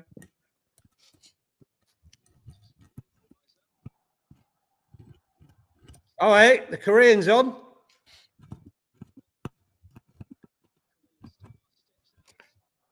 They're not as happy. We're going to win this game, mate, by the way. We are going to win this game. Nice move by Odebear. Odebear's first touch was a poor part. Odebear could have put Richie through, and then Richie was offside. This is why I'll meet you in the middle. I'm only joking about being overly harsh on Richie. I want Richie to be as good as anyone else. It's only banter. It's only banter. Richarlison. But I think that Richarlison was offside on the second attempt because of Odebear's missed pass on the first attempt. So I'm not blaming Richie. It was actually a good shot, and it might have curled in. I'm only bantering with the harsh. Oh, what a ball that is, though. Win that one, Richie. Good boy, Richie. Here we go. Let's go. Maddison. Oh, Maddison, you took one step too many. Foul. Maddison, you got to pass that earlier, mate. Mate, I've got to be honest with you, Sean. Since I put the bandage on, mate, I feel like I'm playing much better. You got Sorry, Johnny. They've had the screen off the screen so I can make room for the game. I can see that now. Is that paper mache? What is that? What is No, that? it's toilet paper. Sensational. Absolutely sensational stuff. Love to see it. Love to see it. Oh dear, oh dear, oh dear. What Oh, are here's the we trumpet. doing? There's our guy. There's our trumpeter. I got video with me and him in Bilbao. Our trumpeter. Our trumpeter. Well, their My trumpeter. trumpet guy. he's Cross comes in. Too Nah. easy for Dubravka. Too easy.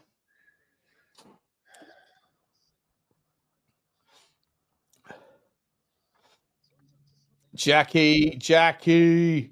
Listen, we got legs in. We got legs. I want to see Yang come on. Do you want to see Yangy? Yeah. Well, we've had the Ying. We might as well throw in the Yang. What's Richalison on a yellow card? This referee, has he not worked out? What's going on? By that thing, Joel Linton should be off. Joel Linton somehow has got avoided everything again. Yeah. I fucking hate him. He's one of those players. He's like the Bruno Fernandes. You probably love him if he's on your team. You hate him if he isn't. He's a dirty little git. And when I say little, I don't mean it literally because he's a massive unit and he throws his weight around. Well done, Lucas Berghvall, by the way. Good lad. Rid of it. Go on, Jedley. Oh, he's done that on it from an offside position, surely. How are we still playing the game here? Well, what I would say is that this is showing, in my opinion, I mean, why weren't Spurs over this player all over? Here he is, getting his first minutes, Vuskovic. First minutes on tour. Vuskovic is going to clatter into Joel Linton, and it's going to create a seismic earthquake that's going to be felt in. Score a header, mate. Vuskovic is going to score a nice little. He'll do that as well, but just before he does that, he's going to slam into Joel Linton, and Joel Linton's going to come off feeling the worst. You don't fuck with Tottenham when you've got a 6'5" legend. Number 80. Welcome to the party, Luka Vuskovic. You don't fuck with my man. And Joel Linton's about to feel one. I can tell he is. Johnny, when we were at the Reading game, and Voskovic's first moment was to just clatter into that geezer that had taken out Pedro Porro. Yeah, I know. He was. Oh, here he comes. He's off. Go marching in. Marching in. Go marching in. I want to be in a number. Oh, well done, Jedley King. Oh, no one. Oh, come on, ref. Come on. Who is that? Who is that guy? He's not Yang. I wonder who he is. Can anyone tell me who the new signing? He's a new signing from Korea. I'm just saying, if he's that good, why weren't Spurs all over it? Not being funny, but that trumpeter from Korea is better than our one. Let me tell you something. He's now out of a job. He just doesn't know it yet. That girl Kim, who's come in to take over the head of corporate and the property CEO, whatever she's doing. Bring him over here. Her signing is bringing him with her. Let's go. It's Park, is it? Sung Soo Park. That's it. Sung Soo Park. So good she named her twice. Here he is, the fastest guy, second fastest guy in the Premier League, Anthony Elanga. Let's go. Let's bang it forward. Win Could that. have been quiet apart from one moment.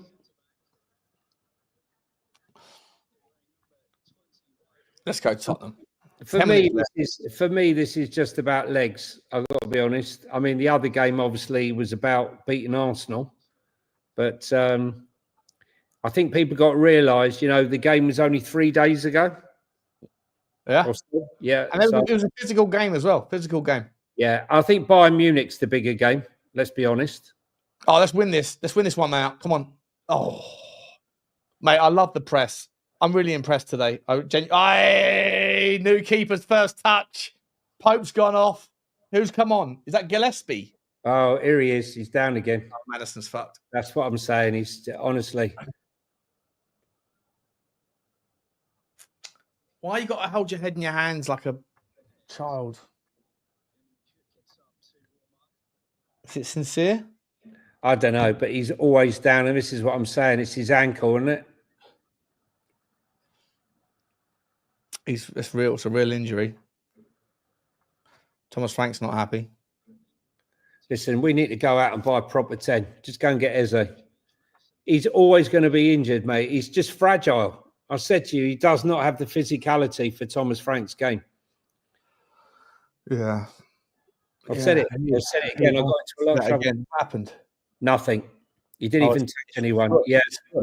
He tackled someone else, and he's put his head in his hands already. Yeah. You know, he's gone down. Yeah, it's fucked. He's broken his foot. No, he's gone. He's gone. That's season over. He's out for months, isn't he, that one? I said to you, Sean, right, I've got so much stick from it. He's just, you know, I got absolute pelters the other day. I'm not saying he's a bad player. I'm just saying, look, here we are, stretcher. It's all over, mate. Season ended.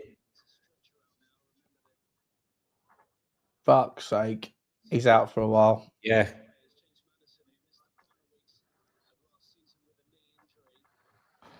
That's not good.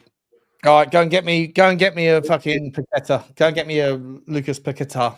Now Spurs are going to have to take money from somewhere else now. Well, fuck the centre-back thing. Well, if we had 70 million to go on Gahey, 70 million euros to go on Zabani. This is serious news now. Yeah, he's fucked. Fuck's sake. His ankle just gave way, mate. He didn't even hit anybody. Well, he tackled someone, and I think the guy was kicking the ball as he went in. I think the guy's kicked his foot, so I hope it's not like it's probably a ligament, but who knows? Here we go. The fans are going to go into meltdown. I have to do a show of the meltdown tonight at like 10 o'clock or something. That's what I'll do, guys. We'll go into meltdown. We'll go to meltdown show at 10 p.m. tonight. Okay. So be back here for that. Needed number 10 tomorrow. Eze won't come to Spurs. FFS. I don't know, Johnny. I know you can't say what you can't say, mate, but do you just on your own supposition? I think this is just pushed it. Do you think if Tottenham were to bid for Eze, do you think Eze would want to come to Tottenham? Simple. I know you can't say what you can't say, but yes. Yeah. Yeah. Okay. Not ready. Grealish in. Fuck, Jack Grealish, really? I mean, okay, fair enough. Only on loan, mate. I don't know if it's knee or ankle. Either way, it's bad news. Yang gets his first minutes. Okay, we'll see what this guy's got. Oh dear. He's way too fragile for Premier League football, says Luke. Good to see you, Lukey. You all right, mate? I think you're Luke Spurs, aren't you? Luke Spurs. I don't know. Maybe you're not. All I can say is, where are all the people that have been hounding me for saying such a thing the other day? Honestly, I've never said I hated James Maddison. I just said he's not up to the physical. That's it. Win it! Oh, I missed it. Is that Gillespie? Dizzy. Yeah, it is Gillespie. Yeah, Gillespie. Yeah. So where's Dubravka then? I don't know.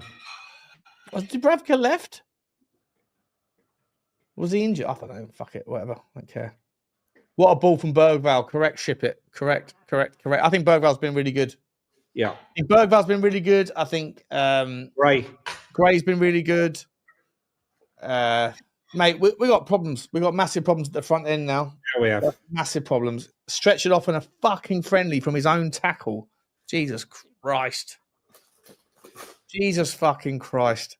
And we got Decky's not back until fucking spring. Obviously, Maddison isn't either. There were rumours that Tottenham were going to sell Maddison this summer. That's obviously off the table now. Oh, what a ball.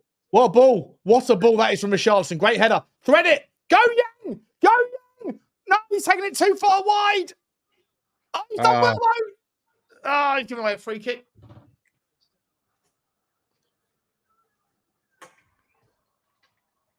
Lovely football, though, and I appreciate that from Richalison. Lovely little selfless header. Kudos. Better there, Yang. Oh, it was Odebear. Odebear brings it through. He's taken it too far wide, and then he's lost it. Inexperience. Do you think, Jamie, interesting chat there from Godfrey. Good to see you, Godfrey. Do you think Donnelly stays put now? That's interesting.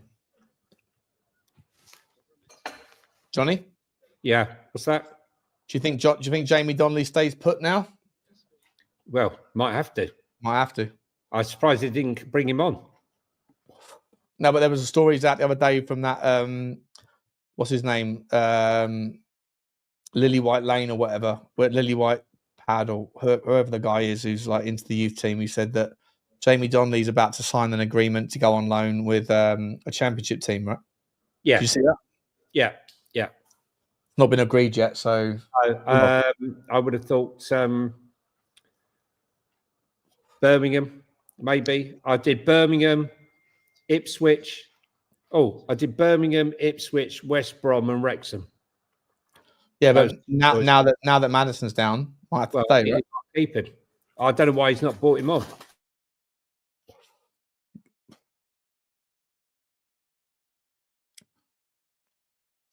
Oh, look at that kid. Four different turns, trying to get some space.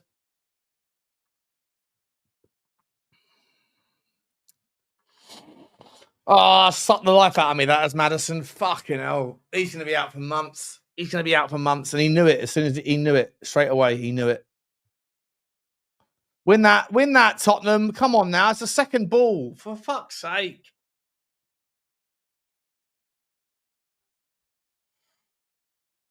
Oh, you know what, mate? Sometimes out of adversity comes opportunity.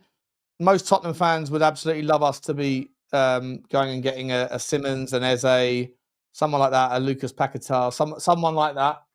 Maybe now that the issue will be forced, right? Because if Maddison's out for months and Decky's not back until the spring, then there's no question what the priority is now. You have to get a 10 that can play and that can maybe can hang on. Sided player, and we need a 10, right? Yeah, Eze. I mean, honestly, we've got the money. We've got the fucking money. We don't need a centre back. We can get by. Striker, mate, as well. Yeah, that's what I'm saying. But if Tottenham had the money to go on, Yang. Oh, it was quite impressive from Yang. Go on, lad.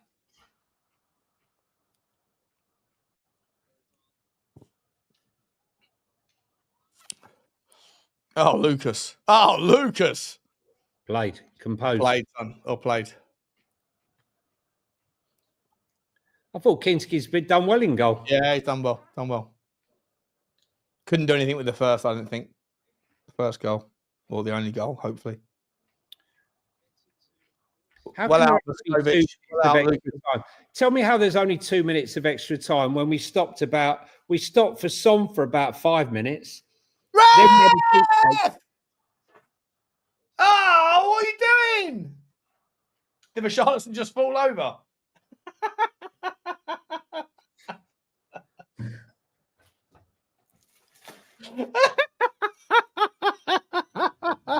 Oh, Jesus Christ.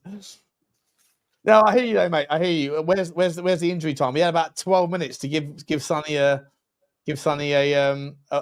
guard of honour, and we had about 3 or 4 minutes there for Maddison. How is there only 2 minutes? That is absolutely insane. Plus the cooling break. Exactly. There should be at least about 9 minutes, shouldn't there? 10 minutes? That is madness. I quite enjoyed Yang. He looks quite exciting. He might not be ready, but he's quite exciting. You can look exciting over eight minutes. Do you know what I mean? Yeah. 100%. Super Donicello saying Paquetá, no. Why not? I drove my car for Luis Paquetá. Right. I'm just going to go and do my video, Sean. I'll be back. All right, mate. No worries, buddy. See you in a minute. Well, there you go, guys. Let me go back to full screen. Get rid of him. Come back to me. Yeah, look.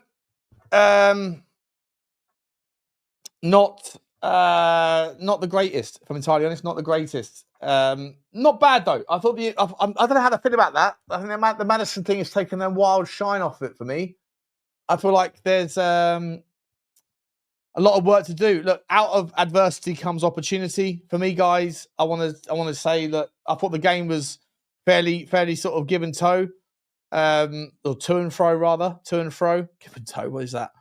I feel like for me, it's one of those situations where Maddison now, that injury has really set the cat amongst the pigeons. Pretty sure that Tottenham now have to go in a certain direction. Like whatever they had, if they had 70 million spare for a Zabarnyi deal, if they had 60 million for a Morgan Gibbs-White, if all those things, like best laid plans, sorry, you have to now work within reality. We need a striker, we need a 10, we need a left winger. You can cover those three with two spots. You can go and get yourself a Rodri and a Eze. Screw the Gibbs-White money. Screw the money for Zabarnyi or Gahey. We'll deal with that in January. We'll deal with that in the summer. Romero doesn't go anywhere. We've got enough talent at the back. We have to. I'd love to see us get a left back in, like a Robinson. But unfortunately, with James Maddison's out for a while, which it looks like he is, Tottenham have to adapt right now. Plans are plans, but reality is reality. We need I agree. We need Paquetá, 100%, Keith, 100% ATM. Godfrey saying Visser and Mitrovic. No, not for me. Not for me. Mitrovic is he's a good player, but he's too similar to what we already have. He's a lump, and he's too similar to what we already have. I don't think that we can. I think that Maddison's injury and Decky's absence until the spring, Maddison looked like he was distraught. I think he knows that was a bad one, either a broken foot or he dislocated his ankle or something bad happened. I think he knows he's out. Even if you keep Jamie Donnelly around, I still don't think that you can do much. I still don't think you can't. He's not ready necessarily. Yang's not ready. Enzo Milo. Well, look, Enzo Milo's a good player. He's a very, very good player, but he's a sort of specific 10 that has played minutes on the right side. But we don't need that. We've got enough right wingers. For me, we need a 10 that can drift left, and we need a striker. So you can either go and get a Rodri that can play left winger or in the 9. Sorry, not Rodri. A Rodrigo who can play left winger or in the 9. Or you go and get me an Eze that can play 10 or left wing. You go and get me a Simmons that can do that. One of those two makes the most sense. Lucas Paquetá can still be the 10 that can play in the 8 if that's what you really want to do. But on today's performance, I thought Pape Sarr was very good. I thought Berghvall was very good. I thought Bentancur was very good. So, look, it's a reshuffle now. Priorities have to reshuffle. They have to. Right? Like, we can all sit there and think Bentancur's not as exceptional, or I think Bentancur's not that great, or Berghvall might be great, but he's not, the finished article, or Pape Sarr's got a lot in his locker. Unfortunately, or fortunately, however you want to see it, you have to sit there now and go, with that James Maddison news, which is the biggest takeaway, by the way, everything else is kind of irrelevant. I thought the game was good. I thought we played well against a very good team, a physically dominant team. They had the better of the first half, probably on the edge. Second half, I think that Tottenham had the better chances. We didn't take them. But all that stuff's irrelevant. Now it's about, what have we learned from today? Well, look, the midfield is capable. All of those people in the midfield are doing bits. They're all fighting for their place. And that gives you a little bit of reassurance that we're not extraordinarily strong in the midfield, but at the top end of the pitch, we are weak and we need help. And now, on the basis of that, you have to sort of reshuffle your priorities. We absolutely need to go and get a 10, 100%. If Maddison is now, he's out. He's out. He's clearly out. He's clearly out for a while. Decky's out for a long time. Sonny's going. Yang isn't ready. I liked what I saw, but he's not ready. You can't. No, sorry. Mathys Tel. I thought he put in it, apart from that one clanger where he had the chance and he screwed up, I thought he actually tried very hard and he didn't let it affect him, which I think is important. But for me, Tottenham have to go and get a 9. We absolutely, if Solanke's injured, which he is. By the way, Manor Solomon, just super quick, Manor Solomon comes to Tottenham, plays 4 games, gets injured, out for the season, goes to Leeds on loan, plays the entire season uninjured, comes back to Tottenham, and then gets injured again? What are we doing here? It's like we're cursed. It's like as soon as you walk into some perimeter, there's a curse on our club. I don't know what's going on. But so you absolutely need a wide man. You absolutely need a 10. And you absolutely need a goal scorer. They are 3 things that we need. One person can't replace it. You need 2. So whatever intentions we had for a centre-back, forget it. We've got enough. In Vescovic, in Danzo, in Romero, in Dragosin when he's fit, in Van der Ven, we have enough centre-backs. We have enough centre-backs. Go and do a loan for a Cambiasso from Juve. Let Paratici come in and do that, right? Paratici has to do that. Find us a left winger or a left back, that can come on loan or a cheap deal or whatever, and we'll do that. But the money has to go at the top end of the pitch now. And it's not just one player that can do a bit of something. It's 2 players that can cover all of our areas of gaps. Because Richarlison ain't the guy. Solanke, even when he's fit, I'm not sure if he's like the 20 goal a season guy. As a left winger, we need options. And in the 10, we are clearly desperate. Clearly fucked. So maybe sometimes you have paralysis by analysis, right? Maybe sometimes out of moments like this, you have scenarios where the manager and the club go, well, if we were sort of 50-50 on where do we go, now it's clear. Xavi Simons, Eberechi Eze, Adamola Lookman, Garnacho, Rodrigo, Vissa. No one tell me Vlahovic. Not interested. We have to focus now on 2 players in the front line. It's that simple. It really is that simple, guys. We don't know how long he's out for, Laron Deb. I don't know how long he's out for, mate. I've got no idea what the injury is, mate. But he was so devastated. You could tell as soon as it happened, he kicked someone's foot, and as soon as it happened, he was head in his hands all over it. Harvey Elliott can fuck off. He's not what we want. No chance. He's a player for someone that has options. We don't have options. We need certainty. Daniel Levy, Vinay, Charrington, whoever it is that's calling the shots, right now, you need to pull your finger out of your ass and front run some money. If this 500 million quid is done for the 20-year deal, and a lot of that's up front, if that's the case, distribute that money into the football club and go and get a couple of proper players at the top end of the pitch. I'm not even joking. Everything else is secondary now. Everything else is secondary. Another 8, secondary. Another centre-back, tertiary. Another fullback, secondary. We need a monster in the 10 and someone who can play off the left, and we need a 9. That's it. That's it. And sometimes, like I say, sometimes these things, sometimes through the lens of clarity, through bad things happening, you suddenly get some opportunity. You go, okay, I now know what we have to do.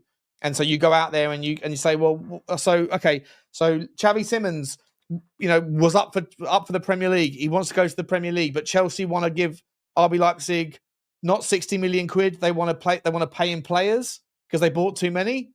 Okay, well, we haven't got that option, and Leipzig aren't interested in that option. What we do have is 60 million quid that we could have spent, or we were going to spend on Gibbs White, who can fuck off. I didn't want him anyway. And now you got Xavi Simons, 60 million quid. Just go and get that done. Go and get it done. And then we go, tick. Okay, and the Maddison situation is not a problem. And then you go for the next one. Go and get a Rodrigo. You can stick him in the 9. You can stick him in the 7. Right? But that's it. Forget anything else right now. Left back, we'll have to roll that dice. We'll have to roll the dice. Carry that through to the late part of the window. There's only one outcome here. that Tottenham have to move in that direction. Mateta from Palace. I mean, anyone that makes the argument about why we shouldn't have signed Dominic Solanke, it's the same argument why we shouldn't sign Mateta. One good season. I like Mateta, but I like Dominic Solanke. But those people that tell me that Solanke's shit, well, you can't be telling me Solanke's shit because he only did one good season at Bournemouth, and then at the same time tell me that Mateta's the guy. Not hearing that. Eze and Mikhail Tadzi. Mikhail Tadzi. Tadzi. Love that, Schloerge. Love that, mate. Love that. Yeah, go and get me him. That's the versatile player. I love him. I think he's absolutely sensational. Didn't want Morgan Gibbs-White. He would have been perfect. Who would have been perfect for? Who would have been perfect for? I never wanted Morgan Gibbs-White. He's an improvement on what we have, but not at £60 million. There's an opportunity cost. It's an opportunity cost. Let Paratici do his job. Mate, everything I'm saying, Laron Deb, is irrelevant. The club aren't listening to me. I'm just talking to you, telling you my opinion, and I want you to tell me yours. It fucking better not be Dominic Calvert-Lewin. It better not be Dominic Calvert-Lewin. Guys, listen, stay right where you are. Stay right where you are. We're going to end now, and we're going to send you over to I'll do some super chats quickly first. I'm going to send you over to Football Link where we're going to continue this conversation. Don't go anywhere. We've got a lot to talk about. Quick super chats. Hope Kinsky has a blinder. Oh, we've done that one already. Sorry. We've done Marzi. Done Drew. Yeah, we've done Drew as well. Oh, the last one here is 100% facts. Keep on preaching, my man, says Aaron Coots 9932. Appreciate you, Aaron, mate. Listen, really appreciated the chat, guys. Everyone hanging around. It was fun. We are going to pass over to... let me get this up quickly so I can just go straight in. I need to go for a wee as well, though. We are going to go straight into the Football Inc. And we're going to talk about that because we have to talk about it in big detail. So come right on over and I'll see you over there in literally 2 minutes. Don't go anywhere, guys. Really appreciate the chat. We've got a lot to talk about over there. Plus, in the second half of the show, we're going to be talking about what the fuck else is happening in the realms of football leagues, football transfers. I'll see you in a little while. Thank you, everyone. Like, subscribe, and comment. And as always, I'll see you in a second. Stay where you are. Bye-bye.